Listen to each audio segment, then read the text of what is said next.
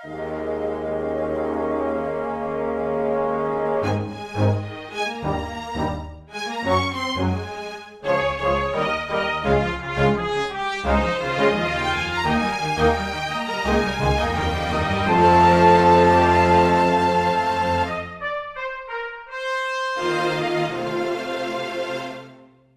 everyone, welcome to Weekly Manga Recap. It's March the 19th of 2025, back to WMAR Classic mode. That was a special edition thing that we did before. It was a new Coke kind of situation. We wanted to show it off, okay. and everyone decided no, don't do that again. It's weird because I don't think it got the response that Coke Classic had whatsoever. I think everyone, or New Coke rather, everyone wants this back. This is like when Fortnite introduces a new mode and then they get rid of it after like a week, and everyone's like, "Damn, I really loved it when we could play Rock Band in this game," or stuff like that. Is that a thing? It was, yeah. There was like a season where I think they added like a Rock Band clone and maybe like a Mario Kart clone or something like that. They had crazy things. I don't look. That's for the Zoomers, all right. I don't. That's not for me. That time passed by. Absolutely. Fortnite, it might as well be like some sort of like a cultural ritual from another country, in terms of how well I am able to comprehend it. It's weird because I'm able to comprehend certain aspects of it, but from an entirely alien place. In that I played Fortnite back when it was a team-based PvE game, and Okay. never really touched it once it became a battle royale. So when I see people play it, I'm like, yes, I also remember hitting walls with a pickaxe to get the materials and then building. Like I built a giant cube at one point, but I have no idea why LeBron James is teaming up with like Bullwinkle and fucking Summon Skull from Yu-Gi-Oh! It doesn't make sense to me, but Specifically Summon Skull. yeah. I was like, what are the most random fucking things that could be on there? And I'm like, pretty sure whatever basketball player I mentioned is in the game, so I don't know. Yeah. Quinn, I've had a lot of computer issues in the last 20 minutes, so I'm still recovering from that. So maybe if we talk about manga, it'll work better. And Maybe we manga should just do manga almost always helps. I'm super excited to talk about manga. Do you want me to talk about Ichi the Witch? Would that help?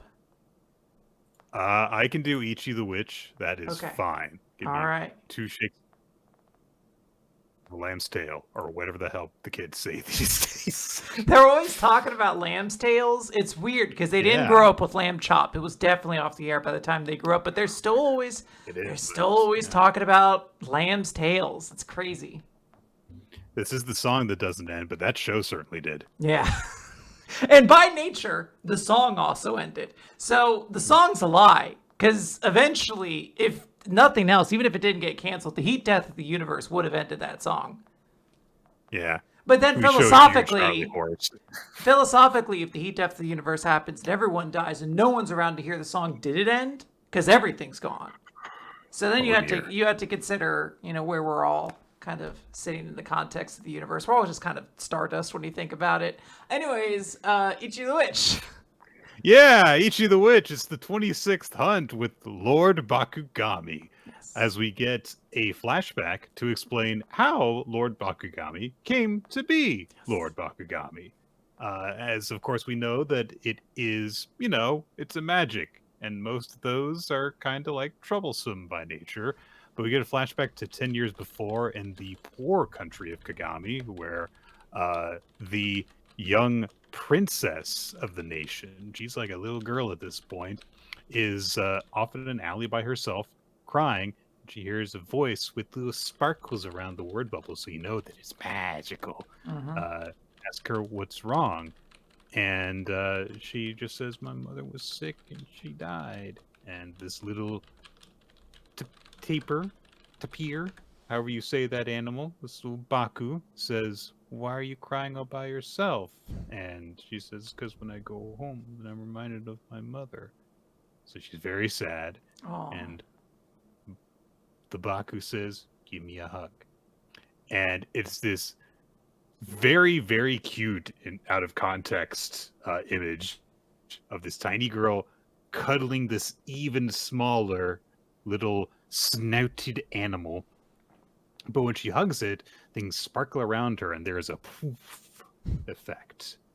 And her eyes light up.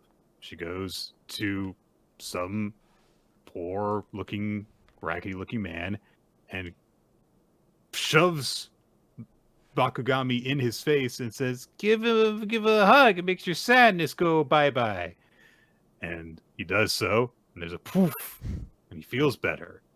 And one by one, the princess is sharing the powers of this little magic with people, and as they hug it, it makes them feel better because it takes their sadness away.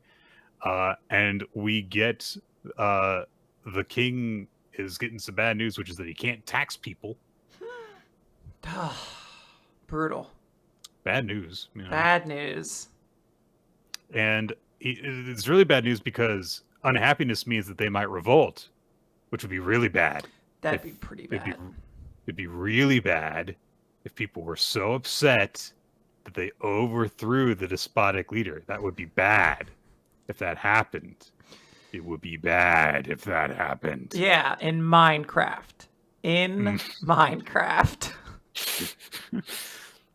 So, and it's established that like the economy was built around the fact that they could produce magic items, but they can't do that anymore because other countries have learned those techniques and are able to produce far more of them. So they're very poor, and their young people are leaving for more promising horizons. The treasury is nearly empty. Things are bad, but at that moment, word arrives of this miraculous magic that is taking the country by storm.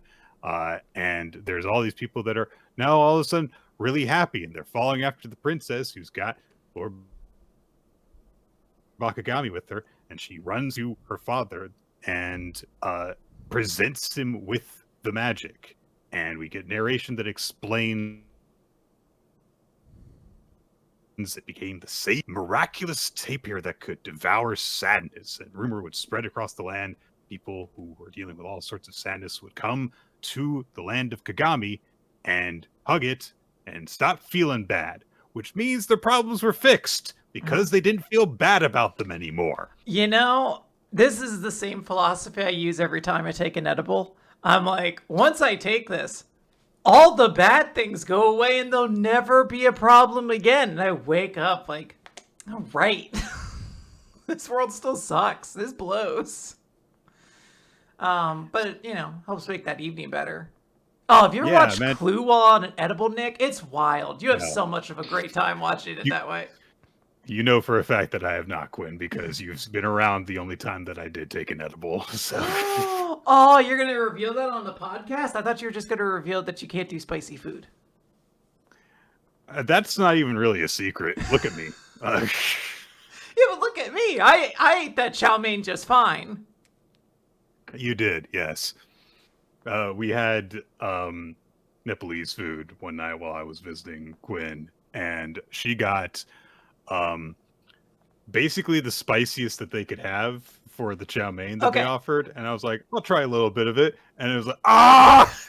In fairness and in full clarity, usually when I go to places around here and I ask for a spice level, they go like no spice, mild, hot, and then Indian hot. And that's the clue to all of us white folks to be like, you don't do Indian spicy. You're not built for that shit. They didn't have that. They just had like mild, medium, hot. And I was like, oh, let's give hot a try. I did it just fine. I gave Nick some chow mein, and then I was like, maybe this is a bad idea. But then obviously I'm like, what's the worst that happens? You know, like he explodes? That'd be crazy. I had about a half a glass of water with me at the time that I ate one bite of it, and it was like, oh, yeah, it's pretty good. Oh, no! And then that half glass of water was gone. I got my own miniature Hot Ones episode. It was like sort of a speed run, but it was pretty good. I asked you afterwards a question. You said, who does your research? This is really good. Oh, boy. The name of the country changed from Kagami to Bakugami because of the Baku, the tapir, which apparently was named as well by the king. So we don't technically actually know its real name, which could, of course, be a very bad sign. The magic, however, is considered blessed, and the entire economy essentially was built around this creature. It became a tourist attraction. They sold merchandising over it, charms and wars and all sorts of stuff.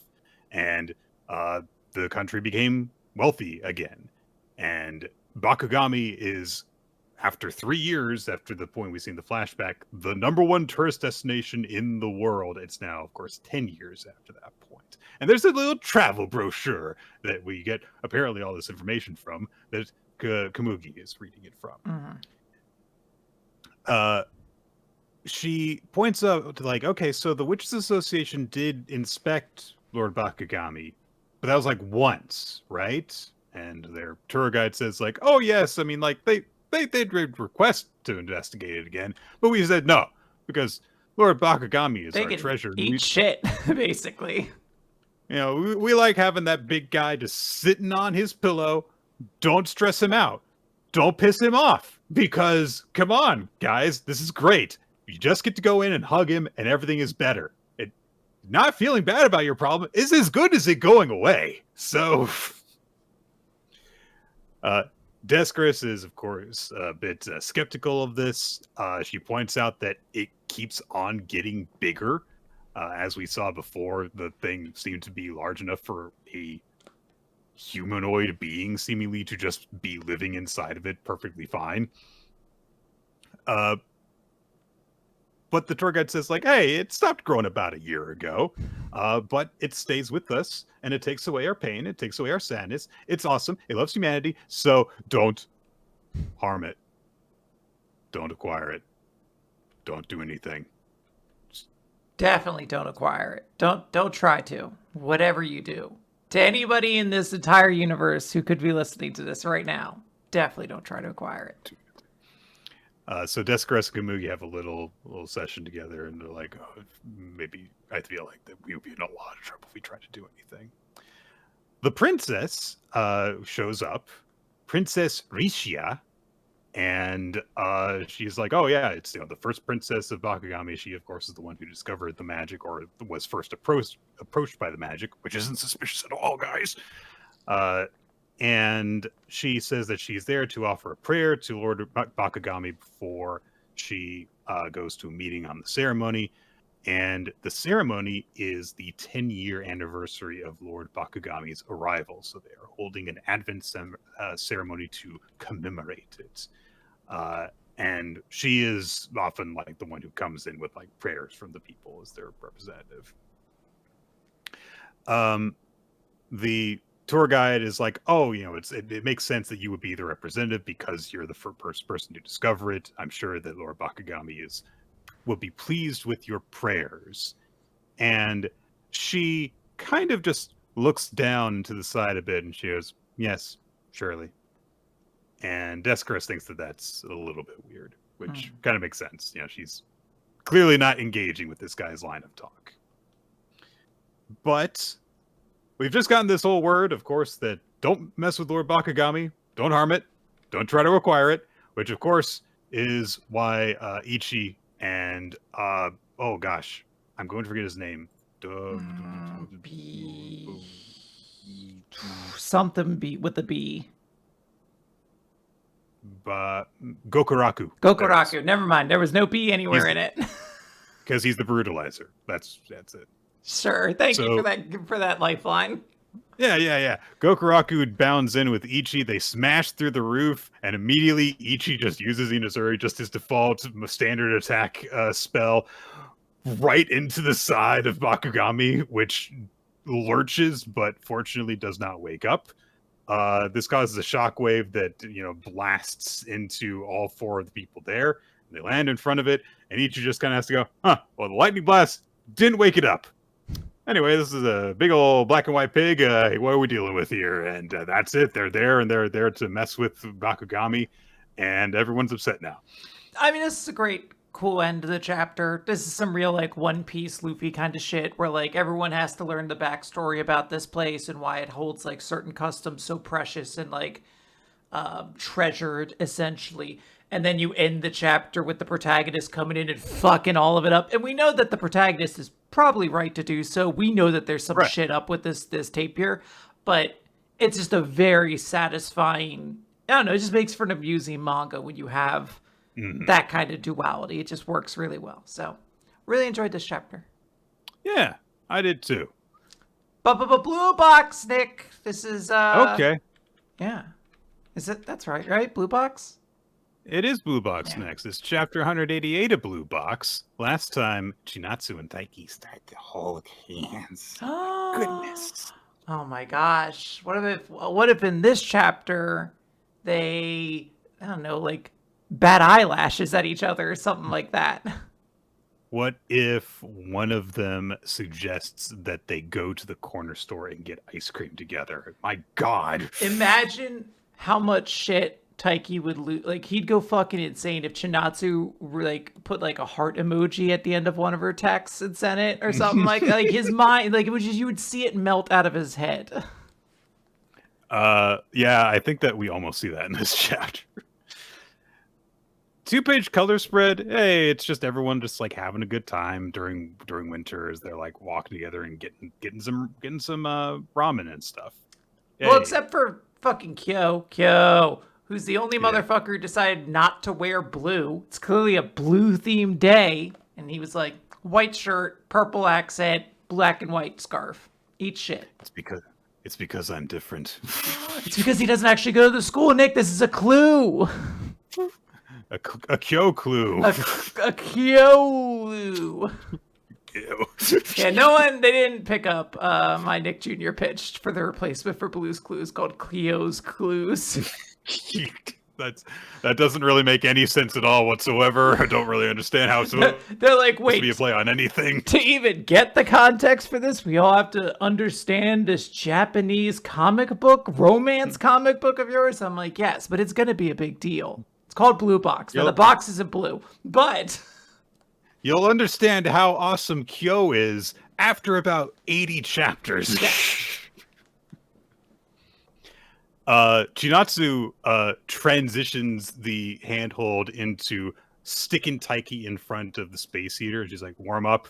Taiki is like, I'm already bloody hot because his heart's racing.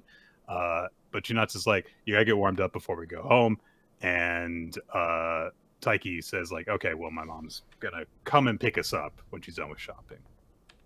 Chinatsu puts the little basketball snowman that Taiki made for her outside because she wants to preserve it. She's like, I'm going to bring you home, which is very cute. It is. Do they have is snow just built different in Japan? The idea that she could pick up this snowman and kind of hold it and it stays together is astounding to me. Inside, no less. Yeah, man. Just doesn't fall apart immediately. Taiki packed that shit tight. There's actually like 20 pounds of snow inside of that snowman right now. He actually glazed it with glue, making sure that it would adhere. He lacquered the snowman. Yeah, it's actually laminated if you look closely. Chinatsu comes back and throws a blanket around herself and Taiki so that they can really warm up. And they talk about how, it's getting really cold, which means that the year is coming to an end. And she kind of just looks around at the gymnasium and she says, it was over so fast. Because, this is the last time that she's going to be in this gym for practice now. Because, they're doing the tournament, of course, but, she doesn't have the time to come to the gym anymore now. Did you remember your senior year of, high school? Did you have any of these, moments? Or I guess that doesn't have to be high school. I guess it could be any school you went to. Do you remember your last days where you're like, yeah, I guess I'm not going to see this place anymore? In some regards, I definitely was I wasn't feeling at all wistful about leaving high school behind me because I was in a really demanding magnet program, and I was glad that I was at the end of it. I was like, I'm not gonna miss this shit. And like looking back, there are definitely things that like are good that I took from it, but there are some experiences that like I'm really like not glad that I had to go through. So I did not have this type of nostalgia or feeling of transitioning, but I definitely had some moments like when I was having like the last chance to like spend time with people that I was like, it's gonna suck not getting to see all these people again, basically. Taiki is, also like feeling, a sense of loss because it's the last time that he and Chinatsu are going to be showing up at the gym together. And he says, it's been an honor getting to like go to the same gym as you and getting to watch you play. And Chinatsu kind of looks at him and is like, you were watching me? Not in a creepy way. And yeah, if you say it like that, then you definitely don't look creepy. So good job, Taiki. These two could be married with 4 kids, and I feel like Taiki would still be like, "I'm so sorry, please don't." Taiki brings up that if he had decided to like do youth basketball, he would have been on like the same team as Chinatsu. And he says like, yeah, I would have been able to like practice with you in the mornings then too. But Chinatsu brings up, yeah, I guess you and Matsuoka would have been teammates. And he's like, you know what? I'm glad that I did badminton immediately. But he also like they talk a little bit about like the differences between basketball and badminton. He says like I wouldn't be good at basketball because like I tunnel vision and you've got to be aware of everyone around you. And Chinatsu says like, yeah, Yumika's got like a satellite on her. She's got great spatial awareness and stuff. But she also says, I think that you would be good at basketball. But she says, I fell for the Taiki who plays badminton though. Aww. And then there's a really funny moment where she says, and if you played basketball, I might have felt like you were my rival and gotten competitive. And she's like burning up. I really like Chinatsu. Yeah. She's great. She says, like sometimes I feel like I wonder how I would redo my life. And Taiki's like, I don't think there really is anything that you would want to redo. And she's, no, there is. Like, I mean, like, I could have gotten into music because, you've told me I'm tone deaf. It would be great to, like, be able to do that. But she says, I played basketball, and there are all these other decisions ahead of me that I've made. And I'm going to, I just chose what was important to me without really realizing it. And I'm here because of those choices, and because I'm here, I can say with confidence that I chose right, which is a remarkable amount of self-assuredness to display for an 18-year-old. So good for you, kid. At what point do we stop giving credit to Chinatsu and Taiki for being responsible, like mature adults, and do we start saying Miora's a hack who doesn't know how to write teenagers? Like, at some level, you're like, you can't be this fucking worldly at 18, Chinatsu. I don't care how fucking doe-eyed you are, okay? Like, make some stupid insights about the world. I don't know. I feel like we're just kind of sick of like every protagonist in Shonen Jump being like that, though. Yeah. So. Oh, yeah, absolutely.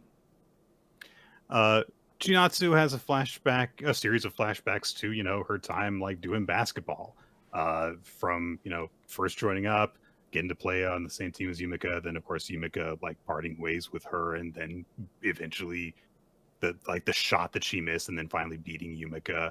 But also, Taiki being there, her practicing, and him practicing with her, and then him encouraging her to go to nationals, which was like the big thing that made her decide to stay in Japan.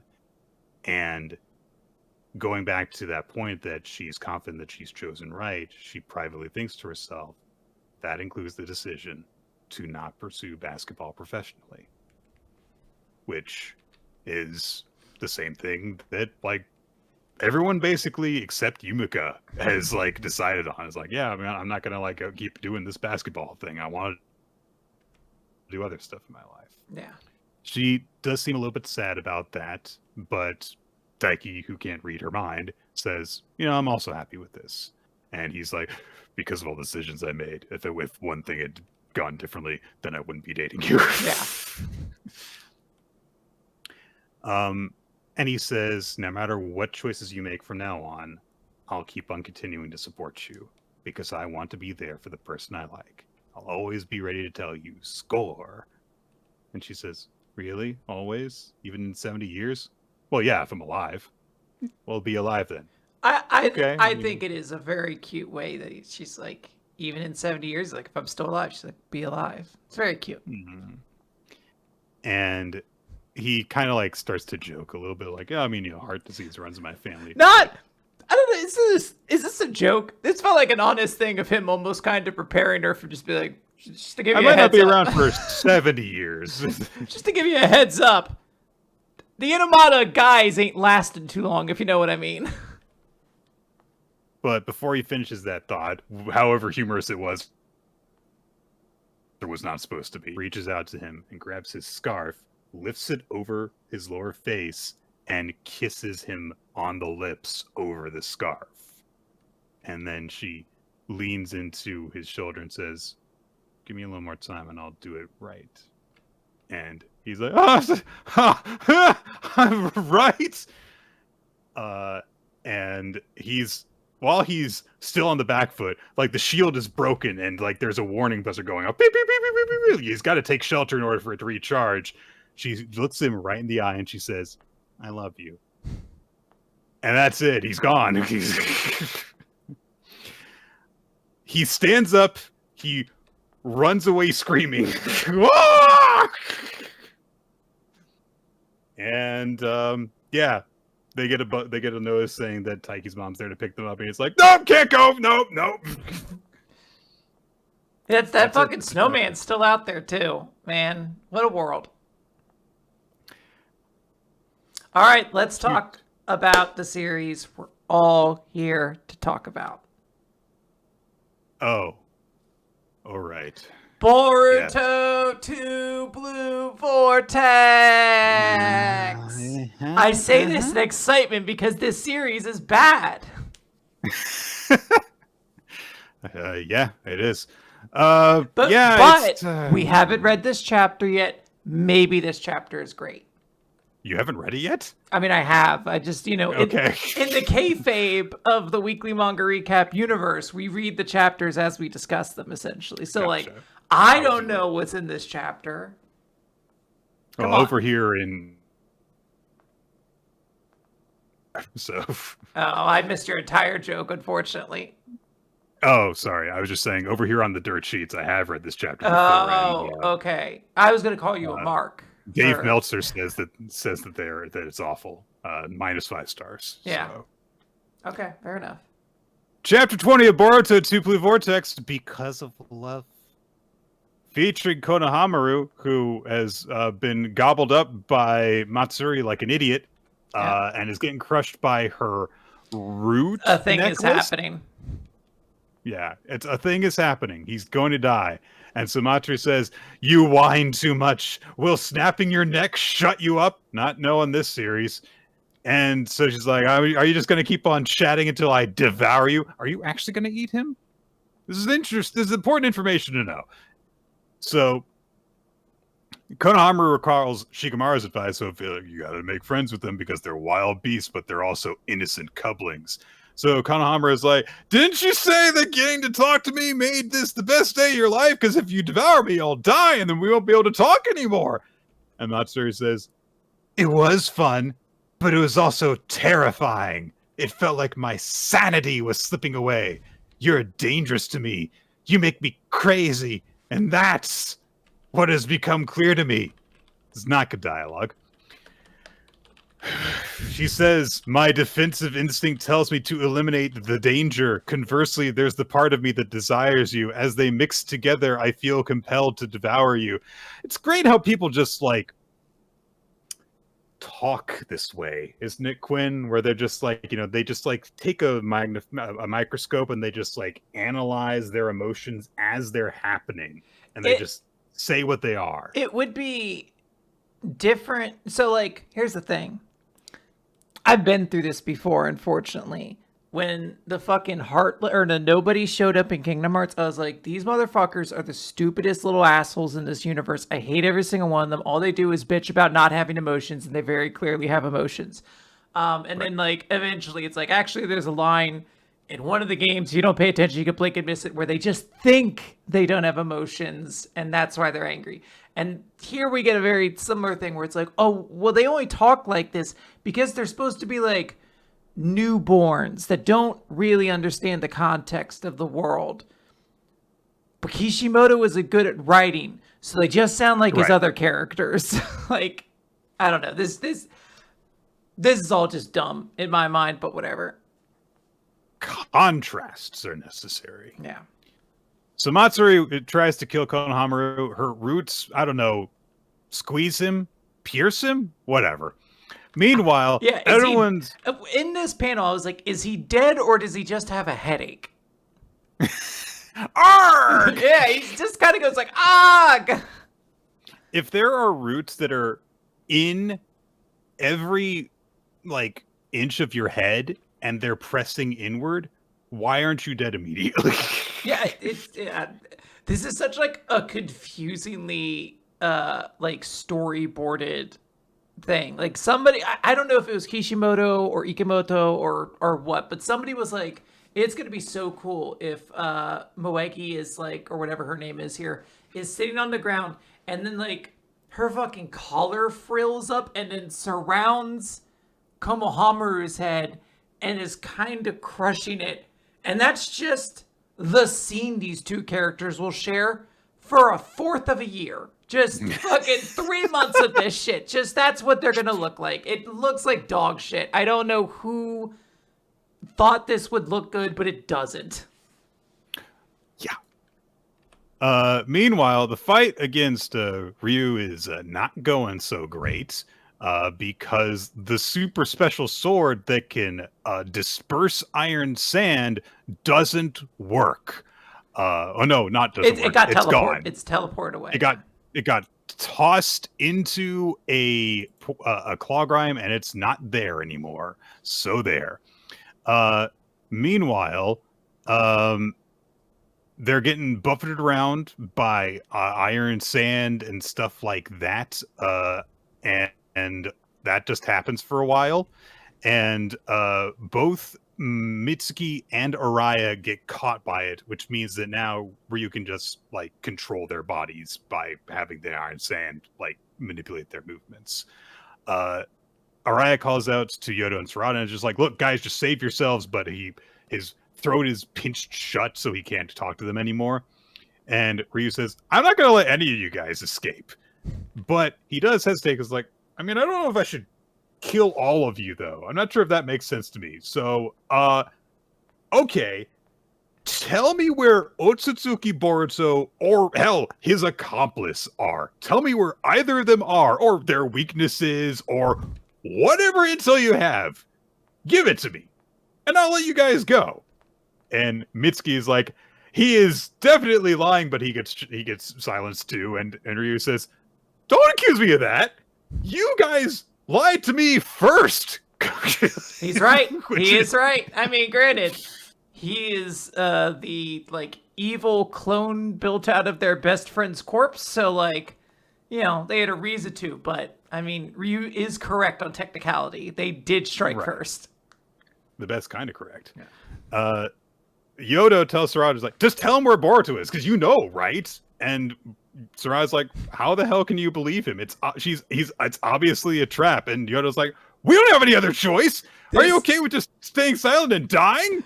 This conversation is so fucking funny in the context of this whole fucking chapter and knowing what happens next. Yes. I'm breaking kayfabe.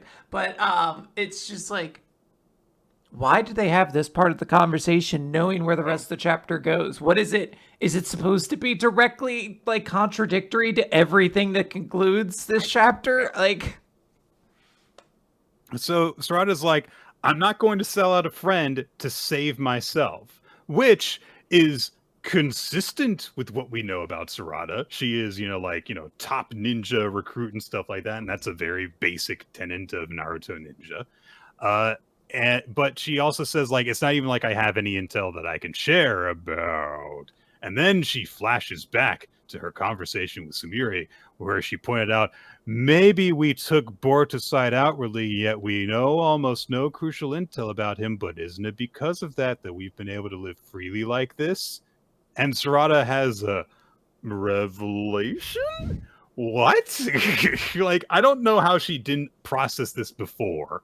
I guess it's because she was too busy being preoccupied with being a girl and being in love, which is what all Naruto women have as a weakness. That's actually so Nick, this is actually an undiscussed part of the Naruto world building. So like we generally know that there's like Genin, Chunin, Junin, and then like Hokage. Actually for women it goes Genin, Chunin, Junin, wife, etc. Like there isn't really kind of like a level beyond that. Actually, so, have there been female Junins? I said that thinking, yeah. Have there been any? Anko was a Jonin. Yeah. Okay, there we go. All right. So they're not doing too bad. Have there been any in Boruto? Wondering. In Boruto, I don't think so. Okay, well there we go. Yodo brings up, like, I've been wondering why you're just like sticking up for a rogue ninja, but now I think I finally know. I know what you are, Sarada. And Yodo says he's the kind of guy who makes you want to always have his back, even if the rest of the world hates him, right? That means nothing, but okay. Like, are you like dancing around the issue of like we both have like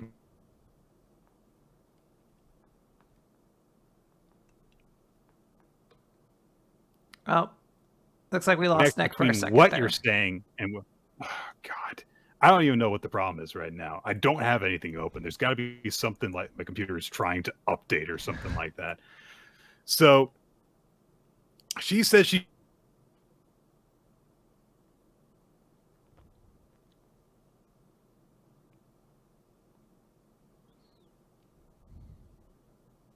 I shouldn't have said anything. I feel like I cursed it. Okay. So it looks like we've lost Nick for a second here. So I'm just going to jump in and take over on it. She's basically like, hey, Yodo or whatever the fuck her stupid name is. She's like, I'm going to cooperate with you. I'll use my detection abilities and gather info. And in return, you let the other three free. And I'm sure that's going to work out very well for her. We cut over to Matsuri's crushing Konohamaru, and he's going, yeah. But then she starts crying, and she doesn't know what crying means. So she's like, why is water coming out of my eyes? And Konohamaru realizes maybe he should do something. And so he shouts, Matsuri! And immediately Matsuri's heart starts racing, and she's like, just from him saying my name, my heart's racing, and why is there liquid coming from my eyes? And Konohamaru has to say, you're shedding tears. What's going on? Tears? Yeah. You're feeling sad right now, which means you don't want to kill me. And so then we cut over to Jura, and Jura is also crying. What does this mean? Cut back over. Why does the Emperor not love his own son, Nick? Right. That took me a second. How could you forget that iconic line? Matsuri says, what are tears? And what is happening? And Konohamaru says, hey, Matsuri, pull my finger. You might as well say that. Might as well. He says, squeeze my hands. And Matsuri's like, what? Join hands. That's how special relationships start.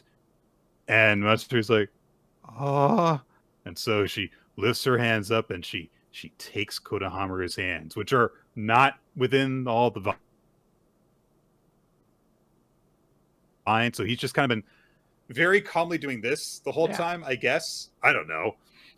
Again, so she squeezes hideously composed sequence here. Just absolute worst to try to visualize and think about. And she squeezes his hands. And Konohamaru, just in case everyone forgot the advice that Shikamaru gave him a couple months ago, remembers the advice Shikamaru gave him a couple of months ago, which is, you have to win them over. These wild beasts are still innocent couplings. And then what a cool scene betray them. What a cool scene this is, having been reminded twice in this fucking chapter what's about to happen next. So he betrays her. How could he do such a thing? He double Rasengans Matsuri's hands, which explode off, and also all the vines explode off of him, which the vines are not connected to Matsuri's hands, which indicates he could have done this at any time. He didn't need her to take his hands in order to do this. So she starts getting fucked up by the double Rasengans, and he makes it into double giant Rasengans and starts just blowing her body apart. But as he does so, he remembers the other thing that Shikamaru told him, the thing that he pointed out, which is like, oh, did your heart reel when I told you to betray them? Because you see, this is a perfect plan if you consider them nothing but foes. You get them to drop their guard so you can kill them. But Matsuri is still crying, and she miserably goes, Konohamaru-chan. And then we cut over to Jura, who says, because of love, Matsuri wavered over devouring him and allowed him to trick her and deliver a painful counterattack. And also, because of love, Sarutobi Konohamaru fell prey to doubt and foolishly let victory slip away from his grasp. And something happens. Something happens. She gets away from him? I don't know. I guess she's about 3 feet further away than she was when the Rasengans were going off. I think he lets up on the attack because he's so horrified that he's killing someone who's got the Doki Dokis for him. She goes to attack him with her wood things, and then we cut back to Sarada's group. Yodo has been impaled by iron sand particles. Just honestly, kind of a hilarious page turn. Her legs are so long.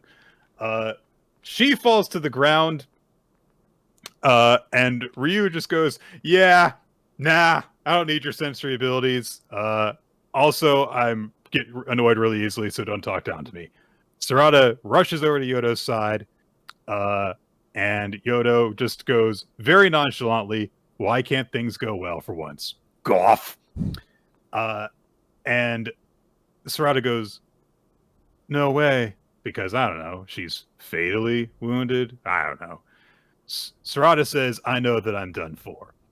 But oh no, the Iron Sand has caught Sarada now too, so they're all captured by the Iron Sand. And Ryu's like, it's gotta be a little embarrassing to fucking die with your thong hanging out. Like, just a little bit. Just be like, can you pull my pants up before I die? Like, don't let the berry be like this.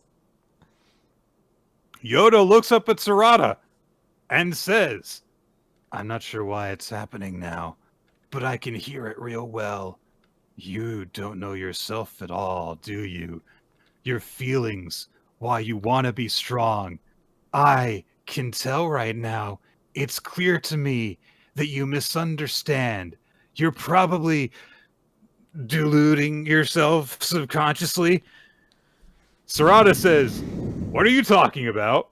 And Yodo says, I'm referring to that power you've been letting rot. And Ryu's like, this is a boring conversation, takes control of Sarada's arm, has her take a kunai out, and Ryu says, you're stubbornly clinging to life, so I'm just going to finish you off. Has Sarada lift her kunai up to finish stabbing Yodo, and Yodo says, I don't know why, or what. Hold on. I can tell that you misunderstand and you're deluding yourself, but I don't know why, and I also don't know what you're holding back for, but it's okay to use it for other things. What do you know or do you not know? I was like, what the fuck is this conversation even about? Like, before she's like, we should tell just review our Boruto. He's like a fucking missing nin from your stupid town. Like, who gives a fuck? And like, Sarada's like, no, I'm not going to do that. And she's like, why do you have such strong feelings? And then she's like, I know. I know deep down that you have feelings for him. I always known, and I know you've been holding back. You've been like intentionally gimping yourself essentially as a result of this. Or maybe I don't. Anyways, I'm going to die now and activate your special power. And I'm like, what the fuck is the sequence? Sorry, I jumped ahead to her fucking new sharingan, but just like, I don't understand this sequence whatsoever. I have no idea what this is trying to convey. So Yodo says it's okay to use it for things other than just the greater good. You're allowed to use it for and only for that special person in your life to protect them. And suddenly all the iron sand starts getting sucked away from everyone, not just Sarada, not just Mitsuki and Araya, but even Ryu. It's all getting sucked away and drawn into a vortex in the middle of the air. A two blue vortex, Nick? No, it's black and there's a single one. All right. But this, I bet, is the vortex of the part of the two blue vortex. Mitsuki looks over at Sarada, and wouldn't you know it, her Mangekyo Sharingan has awakened. Woo! Magic Eye powers. I'm almost like, at least these are a fucking Naruto thing. I can kind of pop a little bit that I'm like, whoa, she got her Mangekyo Sharingan. Now, like, those are only supposed to trigger when Uchiha, like, experiences great loss. And I believe Sarada just met Yodo. So I don't know why she gives a shit. She already had it, apparently people are saying, and I've also forgotten that because I don't remember this fucking series anymore. But I don't, this is so fucking stupid. I just don't get it. Oh, she got sad about Boruto pre-time skip, so that's what this is about. I think the idea is that she's been sad the whole time, and so she got upset that her boyfriend wasn't around. So she locked her power away because Yes. she's like, I miss my boyfriend. Oh my god. I can't be a wife if I'm strong, Quinn. So I need to not be strong and not do anything so that Boruto will come back. Nick, yeah, fuck it. He has a lot of money. I feel bad for Kishimoto's wife. I just don't, like, I feel like this man fundamentally does not understand a relationship. I don't, like, maybe he's just dog shit bad at, like, portraying it, but I'm like, is this what you find romantic? Is, like, I want my girlfriend to have, like, the gun that can save the world, but she wouldn't use it to save the world. She would only use it to save me. And you're like, cool? Like, that just sounds bad. Like, it just sounds like kind of a dumb move. Yeah, honestly, for I Am a Gentleman is right. They are failing the Bechdel test at the power scaling of this universe. She's like, I can't use my powers without a man. This is some real Metroid Other M shit now. Dandadan Nick, chapter 186, Koki Yukishiro's power. So, they are currently in the gym fighting off the headless basketball players that are slowly getting larger. But they are kind of starting to reach their endpoint, so there is a call for Yukishiro to use her pygmies to look for Murakami. So Yukishiro turns over to the pygmies like, please, I'm so sorry I was mean to you before, even though you were just trying to protect me. Lend me your strength. We cut over to Murakami. He is dancing around his apartment in a Speedo. He's talking about how you got to work up a real sweat or you can't enjoy the taste of a strong drink. And then he says, don't you agree, Miss Adachi? And we see Miss Adachi is there, presumably not by her own will, as she is currently wearing like a bunny girl outfit. And he, she doesn't say anything. And he says, you seem to be in a bad mood. You know, I won't lend you any more money if you're like that, right? And he slams his hand down next to her. So we already know he's a gross creep. Explains what's going on. But he notes it's like, oh, it must be hard having to take care of your mother. It's going to cost money to put her in a home. But we see Mr. Dachi is holding a talisman that says, decree to serve even in death. And I guess we'll find out what that is. Yeah, she seems to be hiding it behind her back from him. I mean, she's doing the best job trying to hide in an outfit that presumably has no pockets. I'd be shocked if there was like a little one and she could just tuck it in there real quick, but There are very few places that she could hide a talisman of that size, yes. not none. Not none. Yukishiro has gotten back the word that the pygmies can't find anyone. He is not here. They've searched every nook and cranny. And Ira's like, fuck, we've been had. Murakami was never in this gym. Rin's at her limit. She can't hold on anymore. Ira's going to she's fighting as best she can, but this is a losing fight. And Yukishiro is just watching on thinking, I can't do anything. I am always with like a montage of her kind of slowly becoming distantly connected or disconnected from everyone else at school, just kind of standing around in corners and everything like that. But one of the pygmies catches her attention and points her over to a piano that all of the other pygmies are helping to put together. And she's like, where did you guys get this? And that is when, I always forget, Mai comes in and is like, Yukishiro, you have to play that piano. There is a great question from Ira. It's like, why is there a piano here? Because they brought it piece by piece, obviously. Mai says, the pygmies are telling you to use your ability. And they're like, oh, well, maybe you could, amplify the class rep's power with your piano. So, we see Yukishiro sit down at the piano, and she's like, oh, okay, I'm going to give it a try.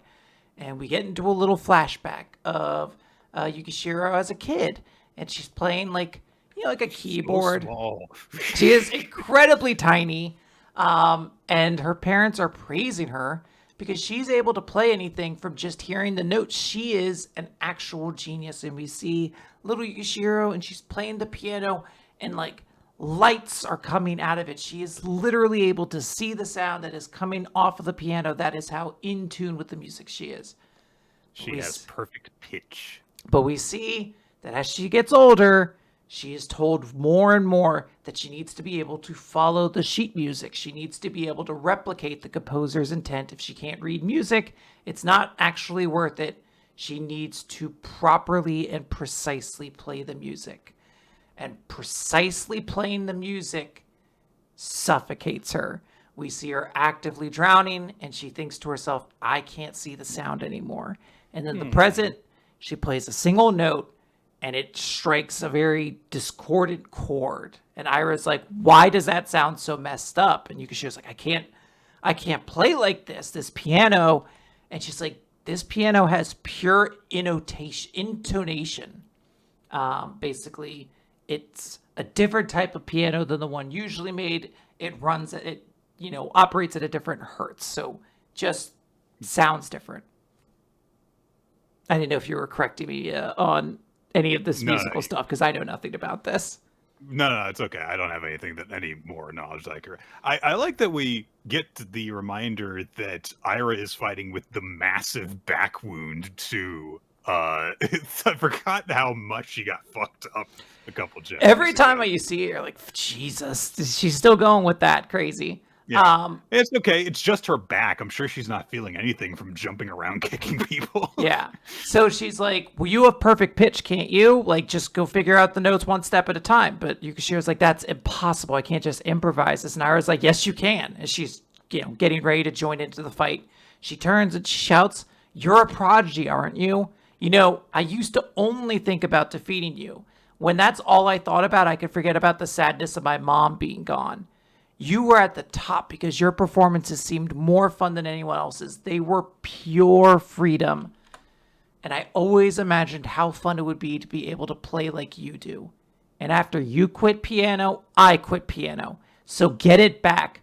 The feeling you had back then, the way you played piano.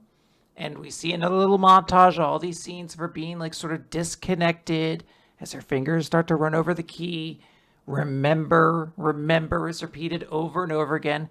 And we get a 2-page spread of her playing her first notes. And this sort of feeling swells up in the gymnasium. This sound is incredibly heart-wrenching. Ira can't help but kind of grip her own heart. And they're like, oh my gosh, Rin, is this amplifying, your abilities? She's like, I don't think so. And Maya's like, that's not it. Her ability isn't something that amplifies Ren's power, and it doesn't control the pygmies either. And we end the chapter on a 2-page spread of all the bugs in the city starting to gather around and take flight. Yeah. Interesting. I don't know if this is something where the pygmy's power, when amplified, like if she plays a different like note, she can control different things potentially. But this would make sense if she had control of all these bugs, and suddenly it's like, oh, these bugs will allow her to see Murakami, who's in his apartment that is almost all windows, you know? It definitely seems like she has some scope of abilities that extends well beyond the gym, because the bugs that we see are like over the entire cityscape. So this definitely seems like it's going to be the key to victory, but I'm going to be interested to see exactly what is going on here. We've had very weird powers in Dandadan and very weird combinations of powers, because it seems to be implied here that the pygmies are going to stick with Yukishiro in addition to whatever the hell she can do with all this stuff. I mean, this makes sense in that, you know, it's not as exciting as a power as like I can control my hair and create drills, or like I can rework any material into something that, like, you know, there's a reason why Harvest was killed off like halfway through part 4 of JoJo, and it was mostly that's like, well, there's not that much more we could do with this. So I like the idea. Yeah, I like the idea of this kind of expanding her repertoire a bit. Yeah, and I like that Ira, who had like the deepest connection with Yukishiro prior to our introduction to her, is the one who's the big catalyst for her unlocking this ability. It's very nice. Come on, Boruto, be like Dandadan. If you're gonna be sexist, just have the girls have big boobs. That's Is that the lesson we're to have learned from this? Look, if you're gonna be sexist, at least have the people you're being sexist towards also be fun characters. Don't be sexist. Yeah, I don't know. I feel like I've lost the moral of this particular play. If you're gonna be sexist, don't make everyone suffer for it. Okay, sure. I don't know. Kaiju number 8. Oh my gosh. Quinn, are you excited for more of this fight? No. Can we talk about something else? The ancient kaiju is emerging. The Daikaiju of the Meireki era. It emerges from Kaiju number 9's body.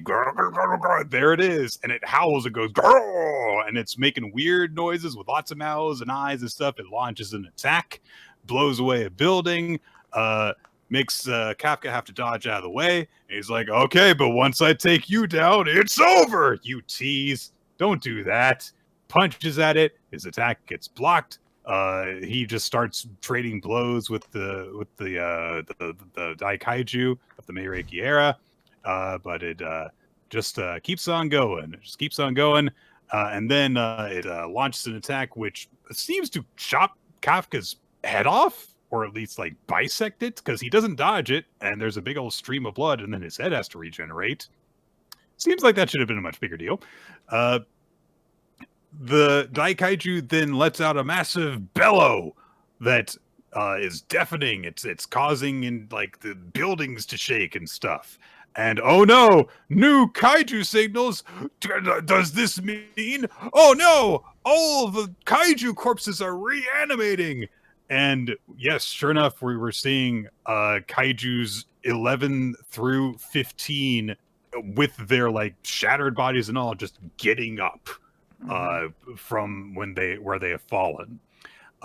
And they're getting signals not just from all around Tokyo, but all of Japan. The whole country is being overrun by the corpses of these kaiju that have been revived. And Kafka realizes he's got to defeat this thing, but he goes in towards the Daikaiju, and it summons a whole bunch more of those bisecting line things, presumably with its numerous eyes, and he has to just block, and he can't get close to the thing. But Captain What's-His-Face Ken Narumi. Narumi uses his retina weapon 1 ability, and he's like, I gotta open a path for Kaiju number 8. But Hoshino points out, you don't have the strength. They're talking about how that's the key to doing it.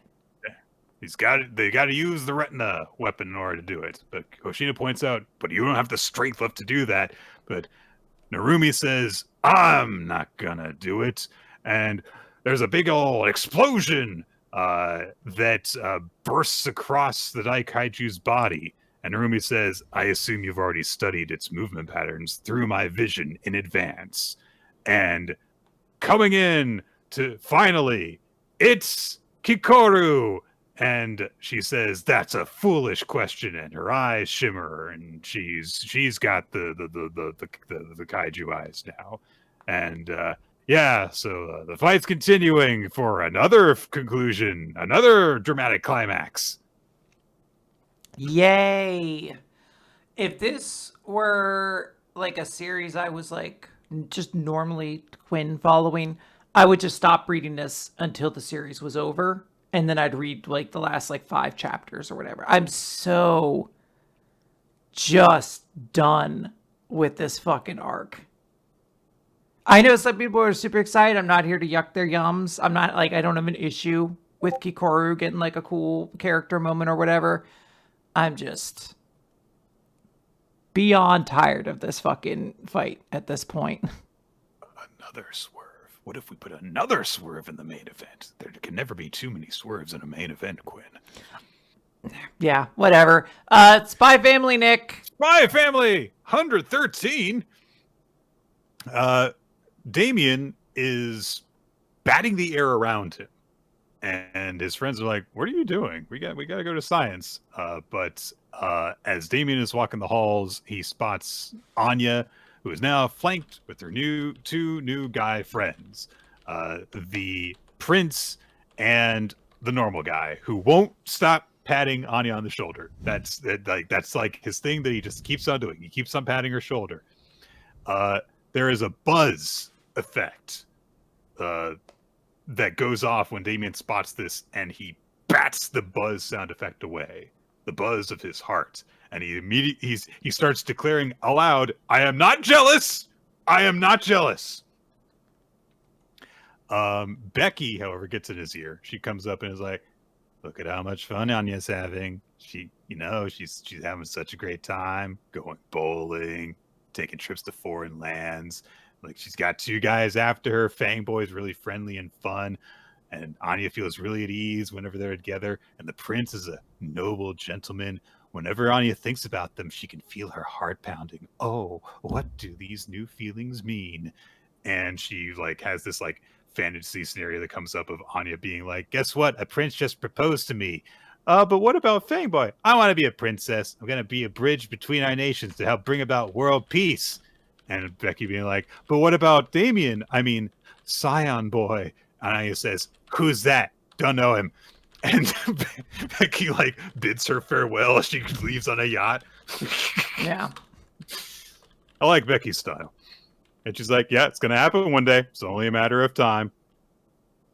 Damien is haunted by these feelings of definitely not jealousy, as he has a dream of himself as a fantasy warrior, like in Dragon Quest, fighting against the buzz of his heart, cutting through it over and over, but eventually all the buzzes gathered together into a giant buzz moth, whose facial expression looks like the symbol for the sound buzz, which is cute. Yeah. He continues to oppose it, does his super special rolling sweep attack and cuts the buzz moth in half, and it is triumphant. And then the buzz moth goes, "'Twas only my afterimage," and pounds him into the ground. And then Damien wakes up from his night. Damien cannot defeat the buzz. He's troubled, goes and gets a drink, and he wonders how long this will keep on bugging him.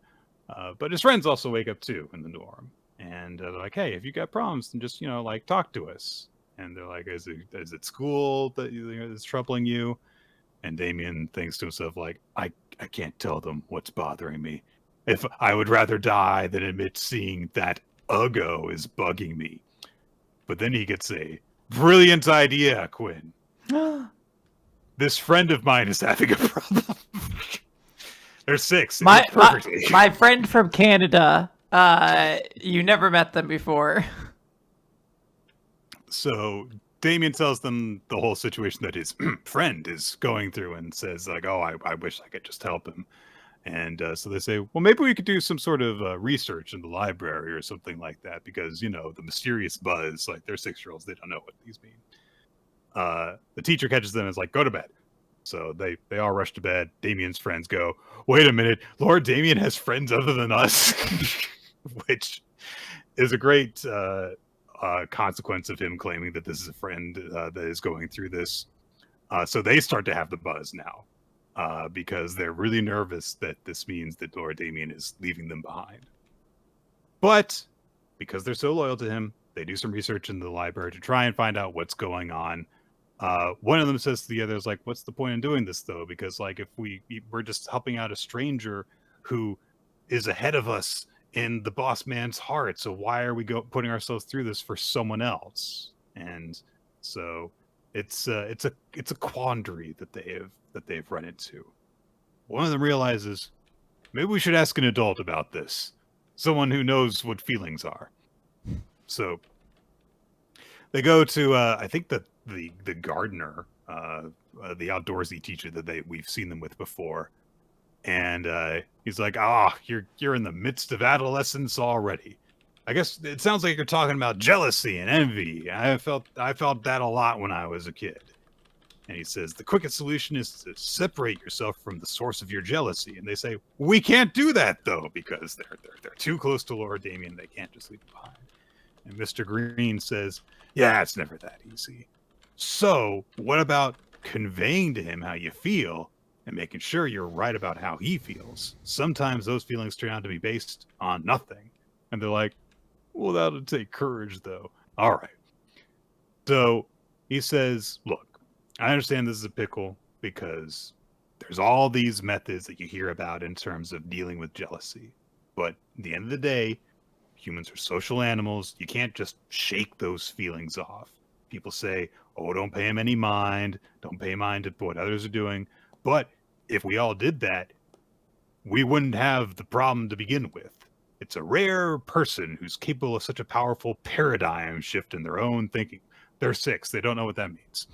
So he instead says, "Have you considered that jealousy that it isn't inherently a bad thing? If its source is your own lack of confidence, that can be a force that will spur you to better yourself." And I've got a little strategy I just remembered. It's something I learned from our health teacher, who said the trick was to imagine your feelings as a cartoon character, Mr. Buzz, a much less intimidating thing. Look at that guy with his fucked up hands and his timid little expression. Have you ever done this particular trick? With jealousy? No. I mean, not with jealousy, but I did this with my depression once. It was pretty helpful. My depression looked like one of the Heartless from Kingdom Hearts, but it had a sock on its head. Aww. Yeah. I'm not saying this to brag, but Nick's like, I've never been depressed ever. I have been depressed, but I don't chronically suffer from that kind of issue. So I haven't really developed techniques to dealing with it in this way. But I have heard this as a thing of like, personifying the feeling so that you feel like you can live with it. I've heard it used that way for like anxiety before. It's like, okay, my anxiety is with me and we're going to go and do stuff now, as opposed to letting it take away your power. So he says, let's call, our jealousy Mr. Buzz and imagine what he looks like together. The idea is that you consider him separate from yourself. And the next time you feel Mr. Buzz in your heart, don't rush in to fight him or push him away. Just acknowledge his presence. If possible, try to befriend the fella. Maybe even embrace him. If you can't manage that, just keep an eye on him. What matters is you don't deny he's there. And so both of them try and do this. And I like that when we see the visualization, they both do slightly different things. One of them does embrace Mr. Buzz, and the other just kind of like sits across from him. They're just kind of like look at each other, regard each other. So, it's like they're both using the same technique, but taking slightly different approaches with it. Mm-hmm. So they go to Damien, and they pass on the same advice to him. And they misremember what he said about a paradigm shift, and instead say, like, he also said that rare people possess a powerful paradise fist. Which Damien immediately looks at his hand like it's got a power sleeping inside of it, which definitely won't come into play later. So they ask, like, oh, who's the friend that's, really troubling you? Like, in particular, the one who was really concerned about him asked that. And Damien's like, oh, he's just one of my brother's classmates, cousins. So you guys are my only real friends. And they're really happy about that. Damien goes to bed that night, and he has the power of the Paradise Fist with him. It's got leaves and flowers on it. It's great. Great translation. I like that. Yeah. He approaches the Buzz Bug, and he says, this is my Paradise Fist. And the Buzz Bug says, oh, you think you can defeat me with that? And Damien says, no, Mr. Buzz, I don't. I wore this in order to shake your hand. And the Buzz Bug says, you think you can make peace with me? And Damien says, I know I can, for I am the scion of Donovan Desmond, the man who stopped a war. And he's super confident in himself. And so the Buzzbug doesn't even really look at him, but he does extend a hand, and they shake hands, and Damien sleeps peacefully that night. Now, we could have ended the chapter there, but it wouldn't be nearly as funny if we didn't get to see Damien show up to school the next day with a bunch of cardboard taped around his arm because he's got the Paradise Fist with him. It's very funny because everyone's like, this is the dorkiest dork shit I've ever seen. Becky's like, you never will be popular with women if you do this. And then Anya immediately is like, this is the coolest thing I've ever seen in my life. It's so cute. Because Becky's like, wow, you're never going to be popular with girls. And she also thinks did my teasing him about Anya drive him totally insane? Yes, it did. It did. Anya shows up with the two guys hanging around him. And she's really uninterested in the fact that the prince has the feather of my homeland's native northern gull, but she sees the Paradise Fist and she's like, is it super powerful? And he's like, yeah, it's invincible. Immediately or oh my god, Mr. Oh god, Hendrickson. Mr. Hendrickson says, you're going to get a tinnitus if you keep wearing that. Get rid of it. But he's catching up with Mr. Green in the teacher's lounge afterwards, and he's like, oh, yeah, some of your boys from your hall asked me for life advice recently. And then he gets the buzz because he's like, they didn't come to me for advice? Great way to end it. I do like the full circle cycle moment that he, even Hendrickson has to be 80 years old, 70 years old. He still also gets self-conscious when he feels like the people who normally depend on him have moved on. No, my boys, they're supposed to come to me for advice. The feelings of other people's children, he's very invested in. Yeah. Nick, let's move quickly. We have so many series still to talk about. Astro Royale, Chapter 45, Love is... I'm just going to recap this one, by the way, because I'm going to breeze through this.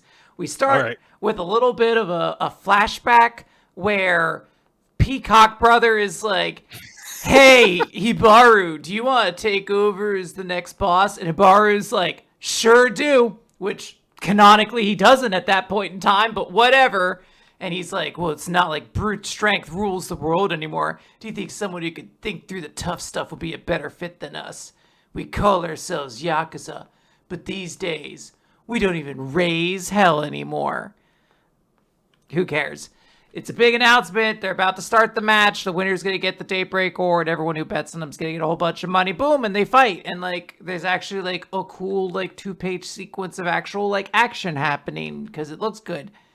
And then it just kind of falls apart because the series isn't very good. It starts getting kind of hard to follow where the Peacock Brother is because he's sometimes teleporting and sometimes in the next panel he's halfway across the arena, and you're like, did he teleport there? Who even knows? But he's got his big thing. He's like, hey, power's the only thing that matters. On the path I'm on, love means conquest. And Hibari's like, you call that love? You that's not love. It's someone else. And we have to get fucking Peacock Dude's whole character ethos where he's like, my dad disappeared and everything was stolen from me and I was sad and alone, and why does it hurt so much? All I want is for someone to love me, and if I can't, then I'll just steal it. And it's kind of a cool visual that we see of, like, you know, everything getting taken away, and he's, you know, he's ripping through his dad. He's like, I'll just steal everything by force. I'll keep blindly devouring it until there's nothing left. And we get another flashback to when they were younger again, and Peacock Brother won a fight between them. He's like, I win. I'm going to take everything from you. And Hibari's like, I don't care. Just take it all. But I won't take anything from you. And I guess... What does that mean? I guess that fucking blows Shikaba's stupid fucking mind. Because he also drops the line. He's like, our paths might be different, but we can still walk together. And Shikaba's just like, you're a dumb fucking idiot. I'm going to kill you. And he stabs him in the neck. He doesn't do that. He should. He just says, I envy you. And that's how we end the chapter. So there we go. I don't even understand the flashback enough to properly, like, criticize what's wrong with it. I feel very much that it is horrible, but I can't actually tell you why, because it's so incomprehensible to me. So yeah, I know. Yeah. Who gives a shit? Embers! Chapter 7, Our School's Most Powerful Weapons. Hayatani is considering to defend against Inanaki, who is getting increasingly desperate as the game wears on. And we're getting, you know, like kind of a recap of, you know, his whole thing about like, oh, I'll just, you know, squash out these new students. But now he has Hayatani up against him. He's like, this guy is a freaking monster. And Inanaki is defeated again. Hayatani passes the ball again to Yuka, who has to really quickly move up, and there's a kind of a bit of a confusing sequence, but once you're able to actually like see what's happening, it does look pretty cool, where he has to kick the ball as it comes down between Kamigai and another defender in order to score a goal.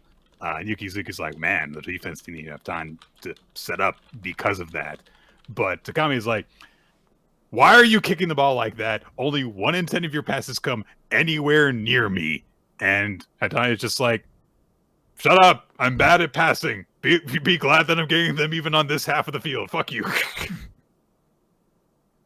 Inanaki's getting increasingly frustrated. He calls over to Kamigai and is like, come on, next time, counterattack. We're going to get him this time. And Kamigai's got this kind of like, man, they got us kind of look on his face. He says, don't bother. Game's at hand. Since the last chapter, we see that Takami managed to get several more goals, or so it would seem. Maybe the others got a goal at some point, but the implication seems to be he scored 4 times because of this strategy in the second half of this short game alone.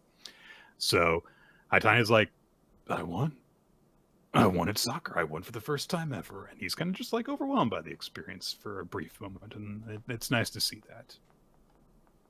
Yukizuki calls the teams over and she says, all right, guys, I got to announce which of the 3 of you made it onto the A team. And so some of the people are like talking about it and they're like, oh, well, Takami's going to get it. Oh, he does actually establish. He got all 4 goals. He got all those. But they think it's going to be Hayatani, not Hayatani, but Kamigai, Inanaki, and Takami. And sure enough, Yukizuki does say, like, okay, in 3rd place, keeping his team in the running, keeping the damage to a minimum, is Shunsuke Kamigai. And we're glad that we're keeping you on the A team. But he does kind of feel a bit, you know, like down on himself because, like, his team did allow 4 goals. And so he does feel responsible for that. But Yukizuki says, all right, so the next 2 don't really need an explanation. In a tie for 1st place between you, Yuga Takami and Noboru Hayatani, which shocks the other new team members because they're like, I mean, I get Takami, but Hayatani, really? He's a beginner. Like, what the hell? And Hayatani, meanwhile, is like, You mean I'm in first place, right? He's in second place, right? But before they can get into that, which I'm sure is going to be a recurring thing, Inanaki is like, "Hey, what the hell, coach? Why didn't you call my name? You got something wrong." And Yukizuki is very calm, and she just says, "All those lost goals in the second half were because you gave up the ball." And he gets right in her face as she continues to criticize him and says, like, you knew they had the counterattack beat, but you kept on sticking with it anyway because you wanted to run off and score on your own. That's a bad habit of yours. I've warned you about it over and over. That's it. And he actually grabs her by the collar and says, "What is this garbage?" And I really like this because Kamigai and Haitani look like they're about to intervene, and she just says, "Inanaki, I know how good you are. You're one of the top 5 people on this team in terms of skill. But what I am trying to tell you is, if you aren't willing to share your knowledge or work to help your teammates, then we don't need you." Just glares right back at him, and he backs off and just stomps away. Very cool moment for her. Yeah. So he goes off, and Yukizuki's like, "Yeah, I understand why he's mad. He got embarrassed. But no matter how ugly it looks, the guys who can keep proclaiming that they're the best will keep coming back to try again over and over." And of course, Hinanaki's not the only one she's referring to. She's also referring to Takami and Haitani, who, after this point, go to do like a one-on-one contest where Haitani defends against Takami, and they're just like really, really pissed off at each other, each insisting that they won. Eventually, they collapse in exhaustion. And Haitani says, "Atai ain't good enough. I gotta win. I had a guy tell me that I could be the best, and I bought into it, so I kind of owe it to him to be the best now." And Takami says, "Well, you should be careful about that, because if you've got a goal that's dangled over your head like that, it can start to smother you." And Haitani's like, "Nah, he just gave me a little push. And soccer is completely different from anything I've done before, so I've decided to believe in myself, and I'm going to keep on trying until I prove him right." And he's like, "Forget smothering. The view I got of what I could be has got me more hyped than ever." Aww. Next day, Yukizuki takes the two of them into proper practice because they're going to practice with the A team now. And so she opens up the club room to introduce them to the school's most powerful weapons. "As of today, you are in this group. Welcome to the A team." Yeah. Cool to bitch red ending song with all the A team members. Well, half of them probably. I was going to say, it's an 11-person sport, so I assume there's still at least a couple more we haven't met yet. But they might just be the background characters. We already know Komagai, and I think the guy on the far right is the club captain. Yes. So the two in the middle and the guy with the headphones are the new ones. We'll see what they're like. And I assume Snake Guy will eventually come back in like a... in some fashion later on. Hima-Ten, chapter number 34. Nick, I apologize. I'm going to need us to really wrap this up soon, unfortunately. All right. Girls are bathing together. They start talking about guys that they like. They get embarrassed. Kana says it's a secret who she likes. Meanwhile, Iamori is not bathing because why would he be? Guys don't need to bathe in this world. They decide to watch a scary movie together. Somehow Iamori winds up on a couch with all 3 of his love interests. This was definitely arranged. Intentionally arranged. Yeah, they were just like, this will get them together. Kana is in between Himari and Iamori, so whenever Himari gets upset or scared by the movie, she pushes against Kana, who pushes against Iamori, and she's like, perfect. Like, she's very happy with this arrangement. Honoka is also a bit grossed out because she doesn't like blood, so he's just surrounded on all sides. There is a contest as well while they're watching the movie, which is whoever gets the most scared has to do go to the store, and Iamori's not scared, but he's the most distracted because of what's going on, so he loses the contest. And of course, Himari is the other person who's the most scared, so they have to go out together. She's still very nervous. Iamori is like, "Look, I could just go alone," but she's like, no, I can go. And they stop by the ocean. They get a nice view of it, and Iamori's like, "Yeah, this is great." And they start talking about like nerdy things and everything. And she says, "Man, you can't." Why the ocean sparkles? Yeah. Himari's like, you can't get excited about things even that there aren't just like cleaning. You're all introverted and more fuck reserved. You. Like, what the fuck, Himari? Like, she compliments him the way all she can. I'm surprised you have a passion besides Clorox wipes. Like, the fuck? I know you have interests that aren't fucking makeup. But he brings up, like, I do like stars and other things too. And he's like, oh, right. Yeah, you went stargazing with Honoka. And then thinking about that makes her think about the whole promise to root for him. And so she says, I think you've got a shot with her because you're nice and you're pretty cool. So can I stop rooting for you? Because it would be a huge loss for me if you quit being my house cleaner. So, yeah, she's like, I just always think like a CEO. She's just denying any feelings. She's just like, you help me out professionally and stuff. But he says, I don't think you are. And he also says, I didn't mean it like that when he said, you always think like a CEO. He said, when you asked if I was going to tell her during summer break, it kind of sounded like you didn't mind if I quit, which is what I actually didn't like. It doesn't feel right to me for you to root for me to quit. So that happens. They do get stuff from the store, reunite with everyone. Himari has some thoughts at the end, which is, she was in denial about having a crush on anyone. And Honoka was in denial about having a crush on anyone. She's like, I don't know if she was telling the truth, but I'm sure Kana likes him. But what about me? She's still got to figure things out. She's got a rough time, but as I said, I think we're around the point. If this series is sticking around, she's getting close to the point she needs to actually like have this realization, and then it's up to him to realize he has those feelings. That's going to be the much longer part. Yeah. Sidcraft, love is a mystery. Yes, Sidcraft, the girl in pursuit and the lovely inner conflict. So there is a drug smuggling mule that the two, Sidcraft and Detective, or Inspector Flamberry, are trying to find. They are trailing him right now. They're like, this looks like the guy. We just need to see him basically make a deal. So they go to follow him down an alleyway, and wouldn't you know it, Nick, it's the red light district of town. And Puritan Street. Yes, and they're like, whatever, this doesn't matter. We'll focus on this. Sidcraft's a little bit like, oh, women. But they're like staking out. But because they're not in any particular attire, they're just in their normal work clothes. Everyone's like, that's a detective and a cop. They're staking something out. They're following somebody. So they're like, all right, we stand out too much. Let's blend in.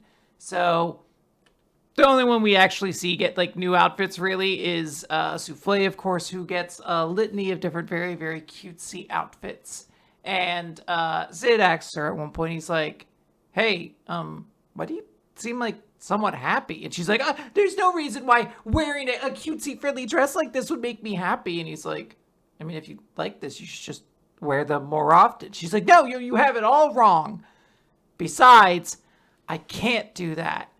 My superior constable would never let me hear the end of it. And she imagines her constable reprimanding her for wearing such like a flirtatious outfit and basically like, you're a skank. You're wearing heels, you harlot. Yeah, essentially. Like it's kind of just a level less than that. But I like that this is a world where a woman could be a cop, but sexism still exists in it. So weird. I'm like, all right, I can not have my cake and not eat it too, I guess. All right, that's an interesting way to tackle things. They have to keep going after this guy, and we just get a litany of different, like, here's a new outfit for Flamberry to wear, here's a new outfit for Flamberry to wear. It's like the 7th location. They're eventually just like, what the fuck is with this guy? When is he going to make a deal? But then a waitress comes over. She's like, oh, I'm so sorry, I spilled something. And that's when they notice she drops something. The deal has been made. And Sidcraft grabs her hand and is like, aha, you've attempted to smuggle goods. And the drug smuggler's like, fuck it, this sucks. And just makes a run for it. Seize it. Yeah, just rushes out of there. Flamberry goes after him. He bumps into a woman. This woman backs up and hits just a loose collection of giant wooden planks that are unsecured and are hanging around. Ah, the thing that you see in every red light district. The random pile of 2x4s. It's honestly the most erotic spot in there. And Look these, at all that wood. yeah, all, Jesus, all these wood planks are about to fall on this poor young woman when Flamberry jumps and pushes her out of the way as the wood is about to fall on top of her. Boom, big sound effect. We get a flashback of Flamberry when she was a little kid, taking her dress and like, showing off and being like, Sid, what do you think? Well, not Sid, but Sai, what do you think? Who knows who this could be, Nick? I'm going to wear a cute dress when I become your bride. And then we see her talking to the constable. And since this is an actual scene, I assume this interaction happened. And he said, Sid took your claim to a case again. That's because of your flirty and flippant way you carry yourself. You need to be She wears a trench coat everywhere. I was like, she's wearing it there. Unless she like turns around and she's in like a Harley Quinn bustier or something like that. I was like, I don't really know what you're seeing, dude, but whatever. She's wearing maybe the most practical like shoes a woman in Jump has ever worn. But Souffle just has to be like, yes, I apologize. I'm very ashamed. And she thinks, in this line of work, I have no time to bother with cute things. That's why and she wakes up. She's currently being taken care of in one of the red light bars and goes outside and sees Sid Craft talking to her constable. And, the constable is like, oh, well, I'm glad, this is a really good help that you gave us there, Sid. That inspector is simply unreliable. Even the way she's dressed right now is a disgrace to the police force, and as she's listening, she's like, yeah, I hate to admit it, but he's right. I do have no excuse for this. But Sid's like, you're in a very dapper suit yourself there, Constable, one befitting of a police chief. And he's like, yes, can't you tell? He's like, oh, I can tell. And I could tell that you happened to be present, but you didn't bother chasing after the criminal because you didn't want to dirty your suit. I was like, well, there's a whole bunch of logic he gives to actually Most orthodox. Yeah, basically just like, you're a shithead. And Sid finishes it by being like, I think Detective Flamberry should be praised, not for what she wears, but for her noble actions, basically.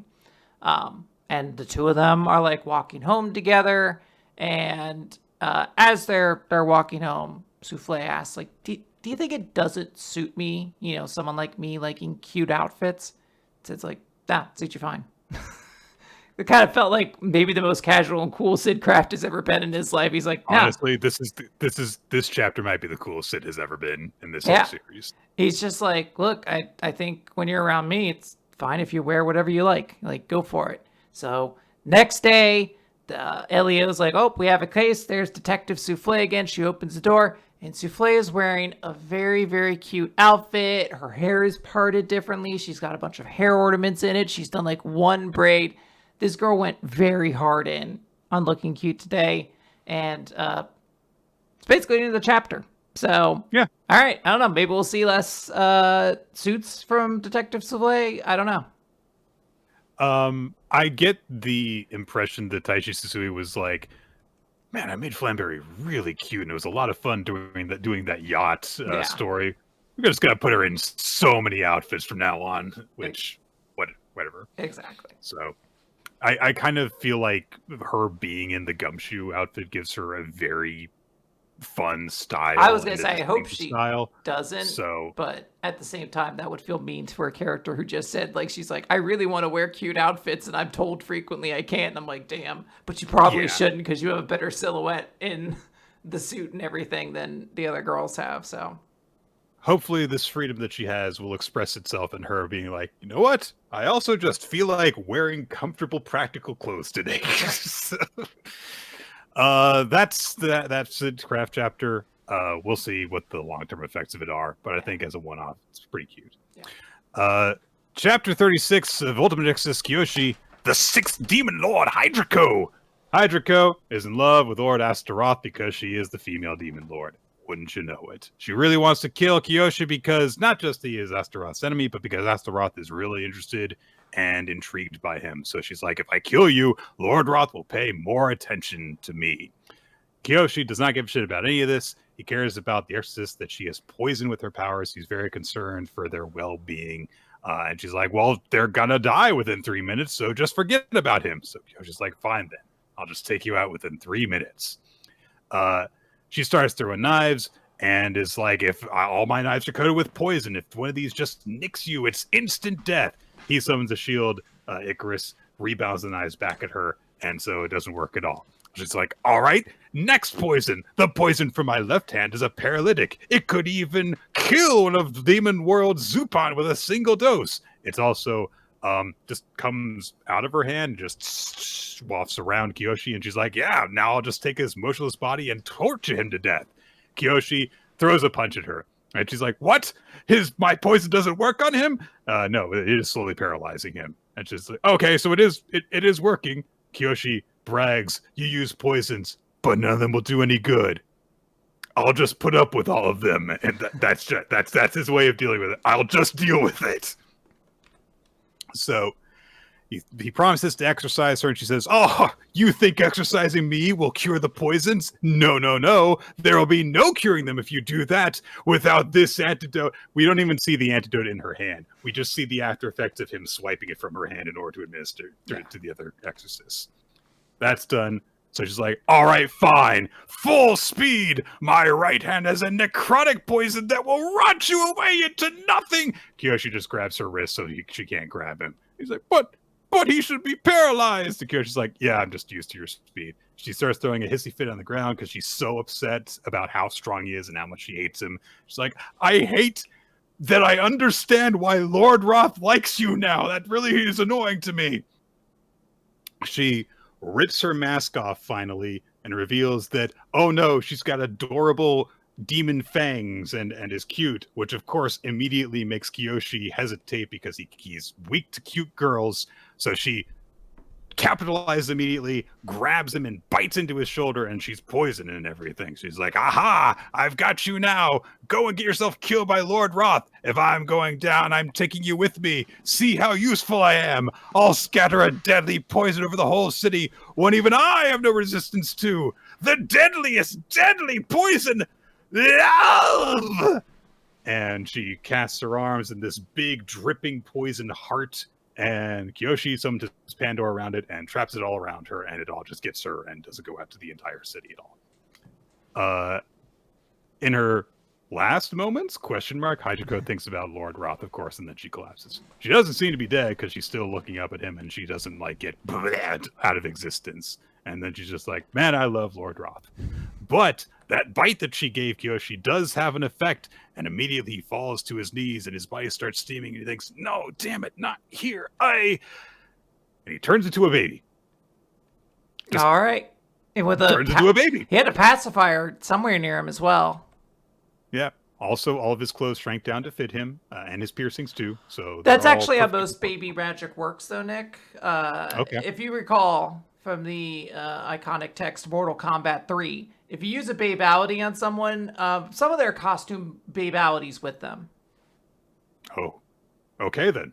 You've played Mortal Kombat 3 and experienced the Didn't never do a Babality. Right? You never did Babality. You were an animality. You were an animality guy. I could see it. You were like, yeah, Striker is a scorpion or something like that. Yeah, that's what Mortal Kombat's about. It's about astrological signs. It really is when you get down to it. Some lower level demons immediately come across baby Kiyoshi, and they're like, oh boy, we're gonna eat this baby soul. They immediately get shot in the head because Sosuke comes across the scene with his water gun, and he's like, what's the baby doing here? Sheesh, I'd love to have a word with his parents. Who is he doing this one-liner for? But then he stops being tough, and he's like, look at the little guy. Quickly, however, he realizes, wait a minute, this guy is Kiyoshi because he's got red hair and piercings and everything like that. He's like, oh my god, it's Kiyoshi Rai. How did this happen? And Kiyoshi seems to have mentally reverted, at least somewhat as well, because he's randomly playing peekaboo with him too. So, poison! This was a funny chapter. I did quite like this. And I think it was nice to have a little bit of a reprieve from all the serious action stuff that was happening. Yeah. This is a fine chapter. I'm glad that it wasn't like a full-on Sanji thing where it was like, oh, the super powerful character can't do anything about this person because they're a woman. It's like, no, I appreciate that he gets like nervous at one point when he sees how like her face, but does stop her from committing her ultimate super evil magic. Yeah, it was very well paced with all of the jokes as well. Marriagetoxin. I need to apologize. Erie Gray did point out Scorpion is the one who turns into a scorpion in Mortal Kombat 3 when you use an animality. Aww. Stryker turns into a Tyrannosaurus Rex, which is way too cool of a fucking animality for Stryker, the cop of the Mortal Kombat universe, to have. Marriagetoxin, chapter 120. So Garo and Kirito? I think that's his name. Kirito have to fight off against these guys who have come for Nachan, and on top of that, Garo has Kinosaki clinging to his back all throughout this chapter. No comment is ever made about it, but you get to enjoy the goofy expressions that Kinosaki makes as they're flying around and he's trying not to throw up. It's funny. Also, Chinatsu is there in an awkward position because what is she to do during all of this while she's having all these quandaries and stuff? Garo doesn't know who the hell these guys are, but of course they're like messing with a top 5 family. So if they're a grudge, he doesn't know. He's like, doesn't matter though, gotta take these small fry out. Junatsu doesn't know what to do because, she's been entrusted with protecting Nabe. Immediately, Kirito has taken a bunch of people out with a sword. One of them, he's like, these guys are nothing. Like, I can tell that this guy's stance and spirit, they're just amateurs.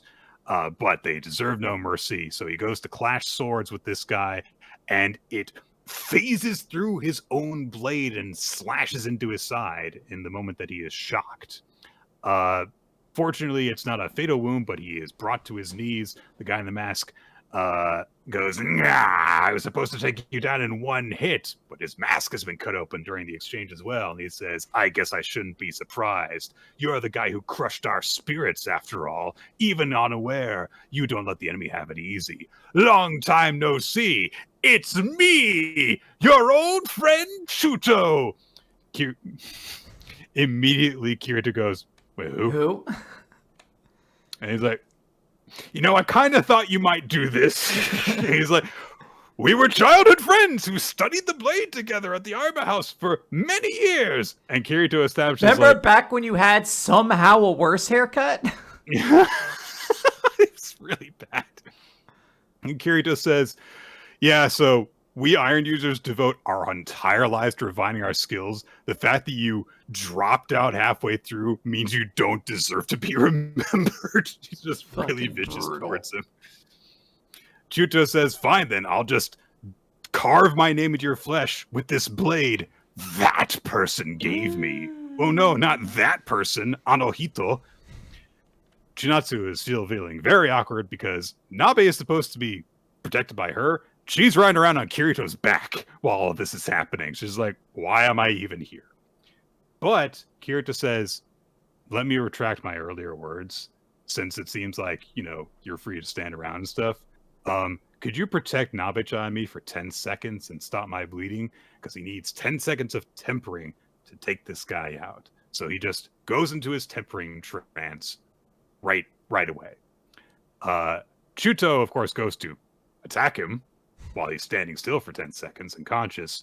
Chinatsu intervenes. She's got her keep out tape and is like, all right, I got this. Chuto thinks that, like, oh, he's got this. But Chinatsu's like, this is an opponent that Kirito's having trouble with. You may need raw talent for a strong offense. But in defense, it can be compensated for with hard work. Asterisk, in my opinion. Nick's like, I have strong feelings about this. I think. Come on, Chinatsu, you're cool. Believe in yourself. But she's just like, it's fine, though. I just got to block everywhere my enemy is aiming, and just a swarm of tape goes up around her, blocks the attack. And not only that, but she knocks Chuto on his ass by throwing the attack away. Garo comes back after taking about all the small fry outside. Kinosaki is reverting to a much more simplistic art style. They're not dealing with this ride very well. But Chuta's like, wow, what the heck? Kirito wakes up and is like, huh, I seem to have misjudged you. It would seem you're actually quite capable. You're an interesting one, Akakura-san. And Gero goes, what's this feeling? And immediately Kinosaki is totally fine because they can sense that Gero's getting a bit jealous now. That's our chapter. Yeah. I'm not super certain how I feel about this one. I think I'm going to need some time to see. I'm going to need to see this develop a little bit. I'm not a super big fan of how Shinatsu came across in this chapter. Felt like last chapter was like this big moment of like, am I going to pick this person I love or my job? And then it kind of happened off screen that she picked her job, but like she didn't really need to do a whole ton until like, oh, he needs to, close his eyes and practice and meditate. So if you could just hold him for like 10 seconds, I'm like, it's cool what she does, but I'm not as excited about this arc as I was like with the one with Arashiyama and everything like that, or whatever, the hamster girl and shark girl. I understand your meaning. I don't see how this and what's happened before it connect into the thing that comes ahead. So once we see the whole picture, it'll probably be easier to see how well that works. But thankfully, Nick, we do have a great chapter to talk about. There was a real possibility, Quinn, that this was going to be the audience's chapter of the week due to a very devoted contingent of the Discord. So the horny one? What contingent? Do we have like the manga equivalent of like a tea party movement going on that we need to brush out of our Discord? It was enough that Ninja was warning people, if this wins chapter of the week, I'm deleting the WMR doc. So, I think that it was mostly like, this was not an incredible week for the week's manga, and New Exorcist at least had the balls to do something insanely stupid. So, anyway, New Exorcist chapter 90, rapid growth. Gakuro and company wake up from all the stuff that they've been through. They're all in one bed together because, and Gakuro reflects, I've made up my mind. Oh no, that's Shiroha. Sorry. Shiroha's made up her mind. She's made up her mind. And she's like, that's right. We all slept in Nue's bed last night because they've all been sleeping in Nue's bed. She gets up to get changed. How? How does she get up to get changed? She is in the middle of a bed with other sleep. She firmly sits straight up and over the bed. Yeah, and then kind of worms her way down the rest of it. What does she do? There is a sexy shot of her in her underwear. Because Gakuro happens to wake up as she's getting changed and sees her in her underwear. This is on her a little bit. Why would you not go to another room before you start taking your clothes off? Come on. I don't know. Gakuro, very embarrassedly, turns over in the bed so he doesn't have to look at her. He's like, are you feeling better? And Shiroha's like, aw, he really only worries about other people. I mean, he just saved you from being sacrificed by your family. Yeah, he's worried about you. That's not even, just him. So. Before he can say anything, Ray and, Where did these two come from? They weren't in the bed. They show up. Anyway, they show up and they're like, oh man, he's talking to a girl while she's changing. What's with that? Are you a pervert, Captain? And Gakuro's like, no! And, oh man, Suo and Shitatsu have woken up too. And Suo's like, oh, you do like girls' panties. What does that mean? I don't... Is this because he accidentally saw her underwear once when a wind blew up her skirt? I don't... Oh yeah, that did happen, didn't it? Anyway, he runs out of the room after throwing a blindfold on, by the way. So he gets out of there. Shiroha apologizes to everyone for all the trouble she's caused because, they all had to like risk their lives to save her and stuff and so on and so forth. Suo says she seems different. Anyway, it's time for a meeting with Nue. She dresses up as a teacher and she says, boy, you guys had it rough yesterday, huh? Nobody expected Raise and Gasha, don't you forget about me, to show up too. You had an entire plane ride to think about those, didn't you?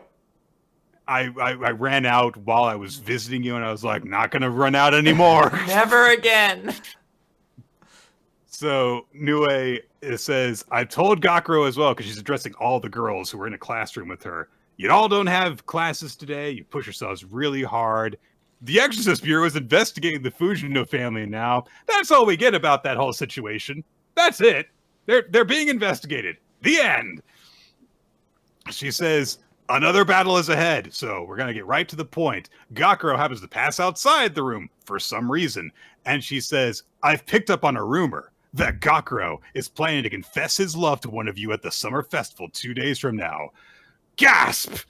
And Shitatsu is like, oh, really? And Nue says, probably. And anyway, so we get a flashback to Nue talking with, I don't know, the cat girl. And she says, in order to release his command energy, we need a girlfriend, because he gets stronger when he has someone or something to protect.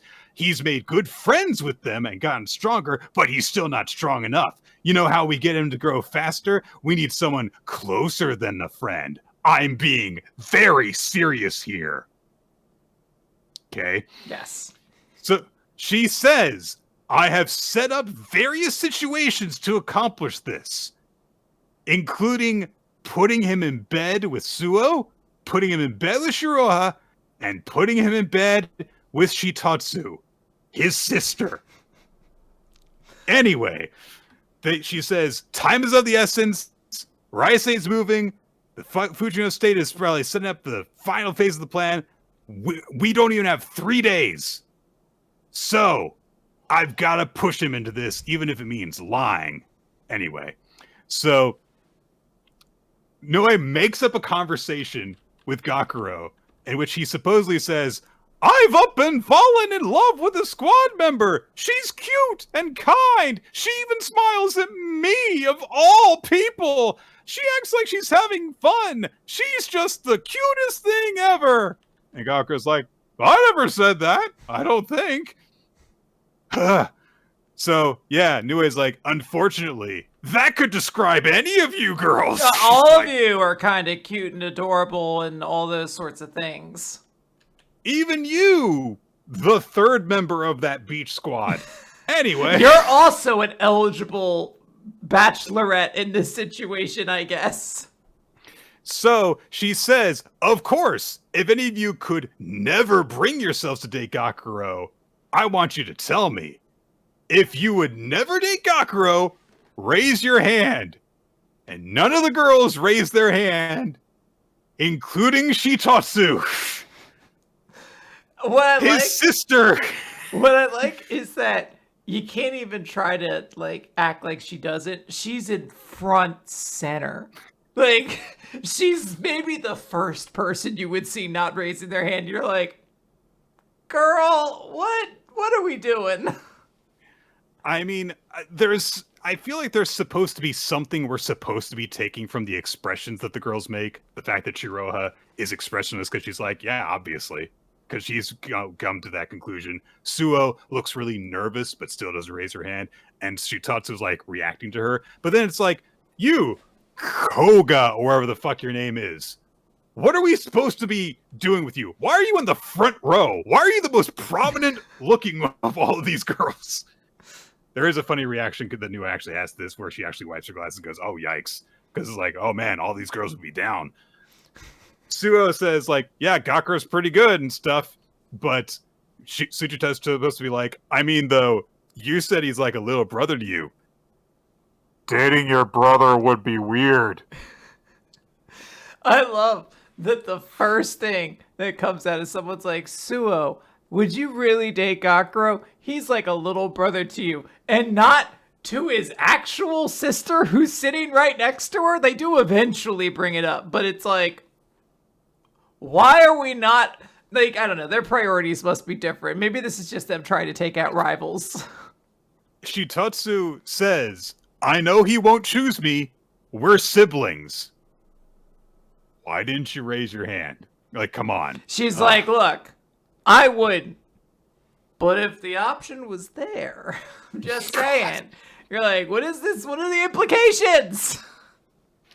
Shura also is like, I wouldn't have a problem with it because she's like, I know what I'm doing. In fact, when they break, Suo and Shitatsu are like, hey, come have lunch with us. And she's like, I'll pass today because she got something to do.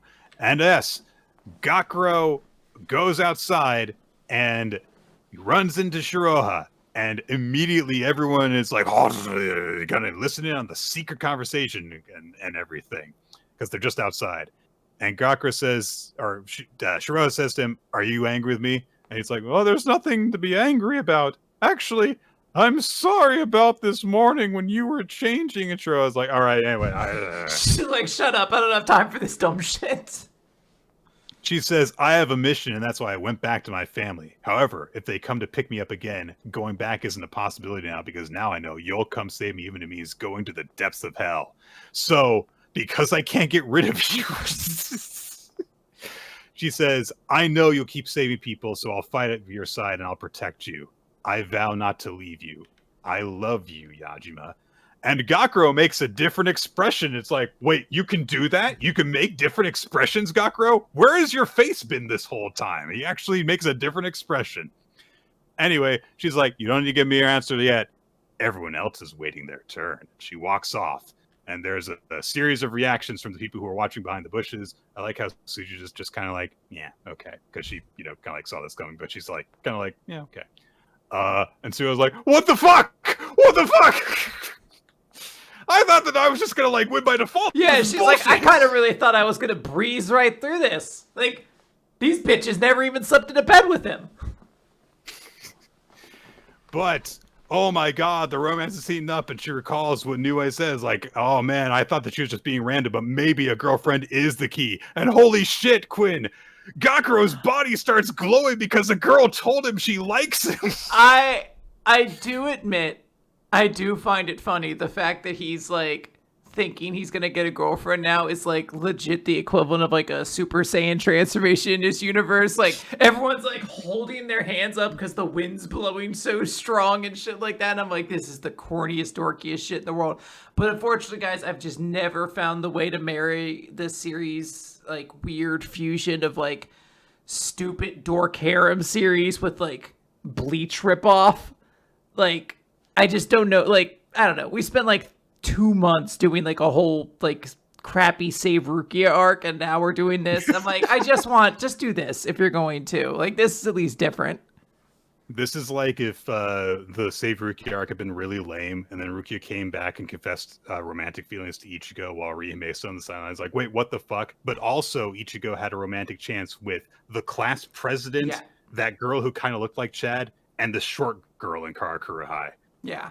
You don't even know who I'm talking about. I have no idea. You said the girl who looked like Chad, and I was like, no idea who that is, but I'm going to just say okay. Mahana was her name. And Tatsuki wouldn't be there because Tatsuki never got to do anything in Bleach anyway. Oh, yeah. She would be the Shitotsu of that group, where they'd be like, raise your hand if you want to date Ichigo, and she wouldn't raise her hand, but then afterwards she's like, he wouldn't pick me. We're childhood best friends. We're karate buddies, so he wouldn't pick me. We're karate bros. He wouldn't do it. Akane-banashi, chapter 150, Ignorance. Akane is having a big conversation with Isho where she's gonna learn the path to Shigena's art. And Isho says, the previous Shigema told us to master 3 stories, and it wasn't like him. I believe it was meant to be a dividing line. The 3 stories were Shibahama, which Akane's father did in the promotion exam that he lost, God of Death, and we don't hear the third. Ooh. But Akane says, okay, so after you've mastered those 3 stories, Shigema's art's within reach. Okay. Isho's like, we're done. Gets up, goes to leave. Akane says, oh, hold on, but I'm grateful to you. And he's like, no. Don't misunderstand me. I just feel annoyed right now. It's always the most inexperienced who have the most unbefitting dreams. I thought improving in skill would make you wiser, but now I find you more oblivious than ever. And Akane says, oh, so you think I can't master Shigama's art? And he says, the fact that you're even asking betrays your ignorance. I've heard it so many times, I can tell you for a fact it is only an illusion. A coincidental product of the previous Shigama's nin and standards working in combination. If you think it is the type of skill worth dedicating one's life in Rakugo to, then you are wrong! Don't get caught up in foolish fantasies. And he is really angry and serious about this. But Akane is quiet after a second. She laughs and says, sorry, it's just that you seem really caught up in Shigama's art yourself. What's wrong with unbefitting dreams? I've got no intention of limiting myself or my potential. I'll master whatever I must, illusion or reality, to reach my goal, a Shinuchi of the Arakawa school. And she dramatically points with her fan at him. She calms down, thanks him for giving her this instruction, and says, and also I'm grateful for the overseas training. And she excuses herself and walks out. Isho is left alone by himself.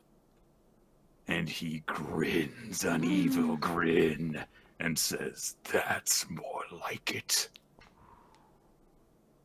Awesome. Very Could cool. have been the end of the chapter. Honestly, yeah. We got another half of it to go. Akane's been left with that information, and she thinks like, okay, I know that the same story can be told in a variety of different ways depending on the performer. She thinks about the advice that Karashi gave her, which is to have a keen eye about who to get her story lessons from.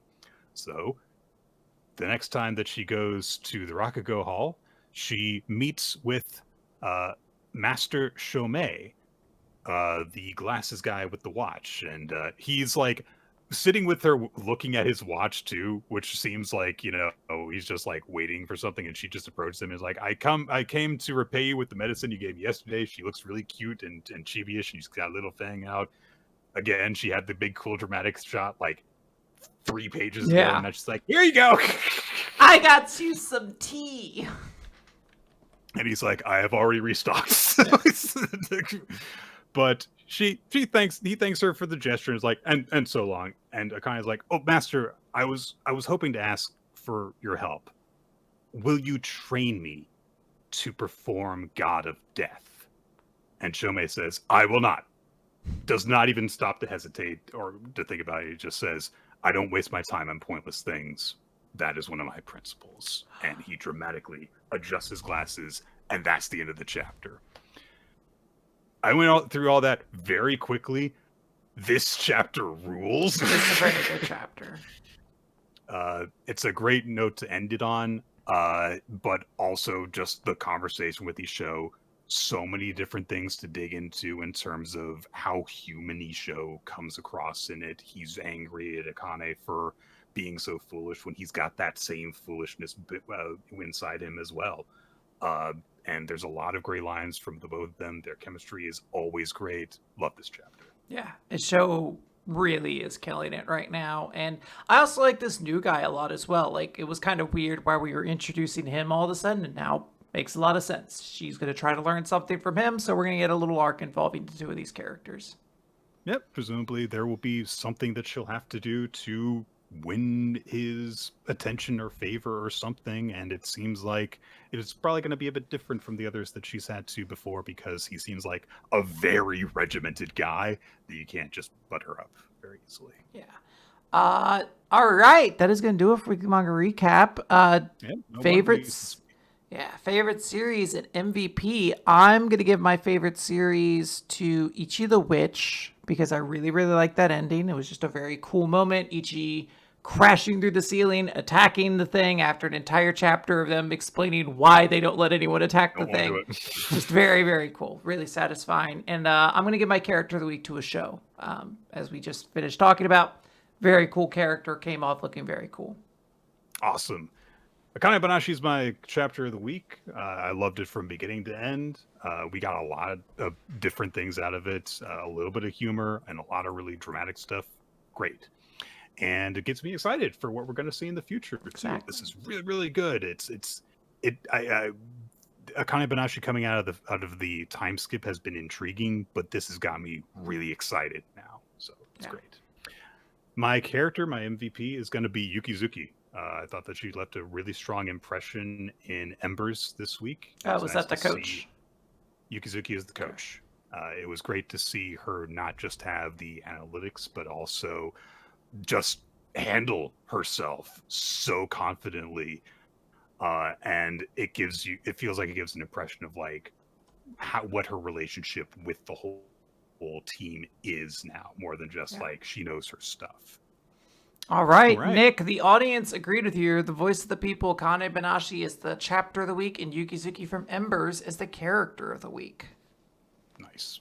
That's going to do it, everyone, for Weekly Manga Recap. We will be back next week, hopefully with fewer technical difficulties on my end this time, and hopefully get a little closer to our usual starting time of 7:30 Eastern. Here on twitch.tv/RoloT, where we stream the show each week. Recordings are available on weeklymangarecap.podbean.com if you just want the audio. It's also on iTunes, Spotify, all those kind of podcast feed type places. And we also have video versions posted to YouTube, youtube.com/weeklymangarecap, where you can also see the opening sequence done by Malajack Stillitz and Winsdale Cheddar. And there are also occasionally title cards done by Steve Mann, whose artwork you can check out by just searching for Steve Mann Art. All across the web, you can find examples of his work. We want to thank everyone who supports us, both our Discord community, which you can just click the link wherever this is posted to join the Discord. There are conversations about chapters as they come up each day that chapters are posted. There's one about the series that we're going to be covering as a recommendation, and there's just other cool hangout spots on there in addition to that. And we also have a Patreon, patreon.com/weeklymangarecap, where you can monetarily support the show and also get some bonus episodes once per month too. And Ninja X3i maintains the Google Doc, which has not been deleted as far as I'm aware, which is great. Yeah, would not New be able to keep track of a lot of things otherwise. New Exorcist did not win. So that can be found if you just check out that Discord as well. And that should be everything. That's going to do it. Everyone. All right. That's it, everybody. Goodbye. Nick, you're going to come to Harrisburg for next episode, right? It's kind of like a one-on, one-off thing, right? Yeah, that's how it works. All right. Yeah. All right. I'm excited. Destroy any record of me saying that now.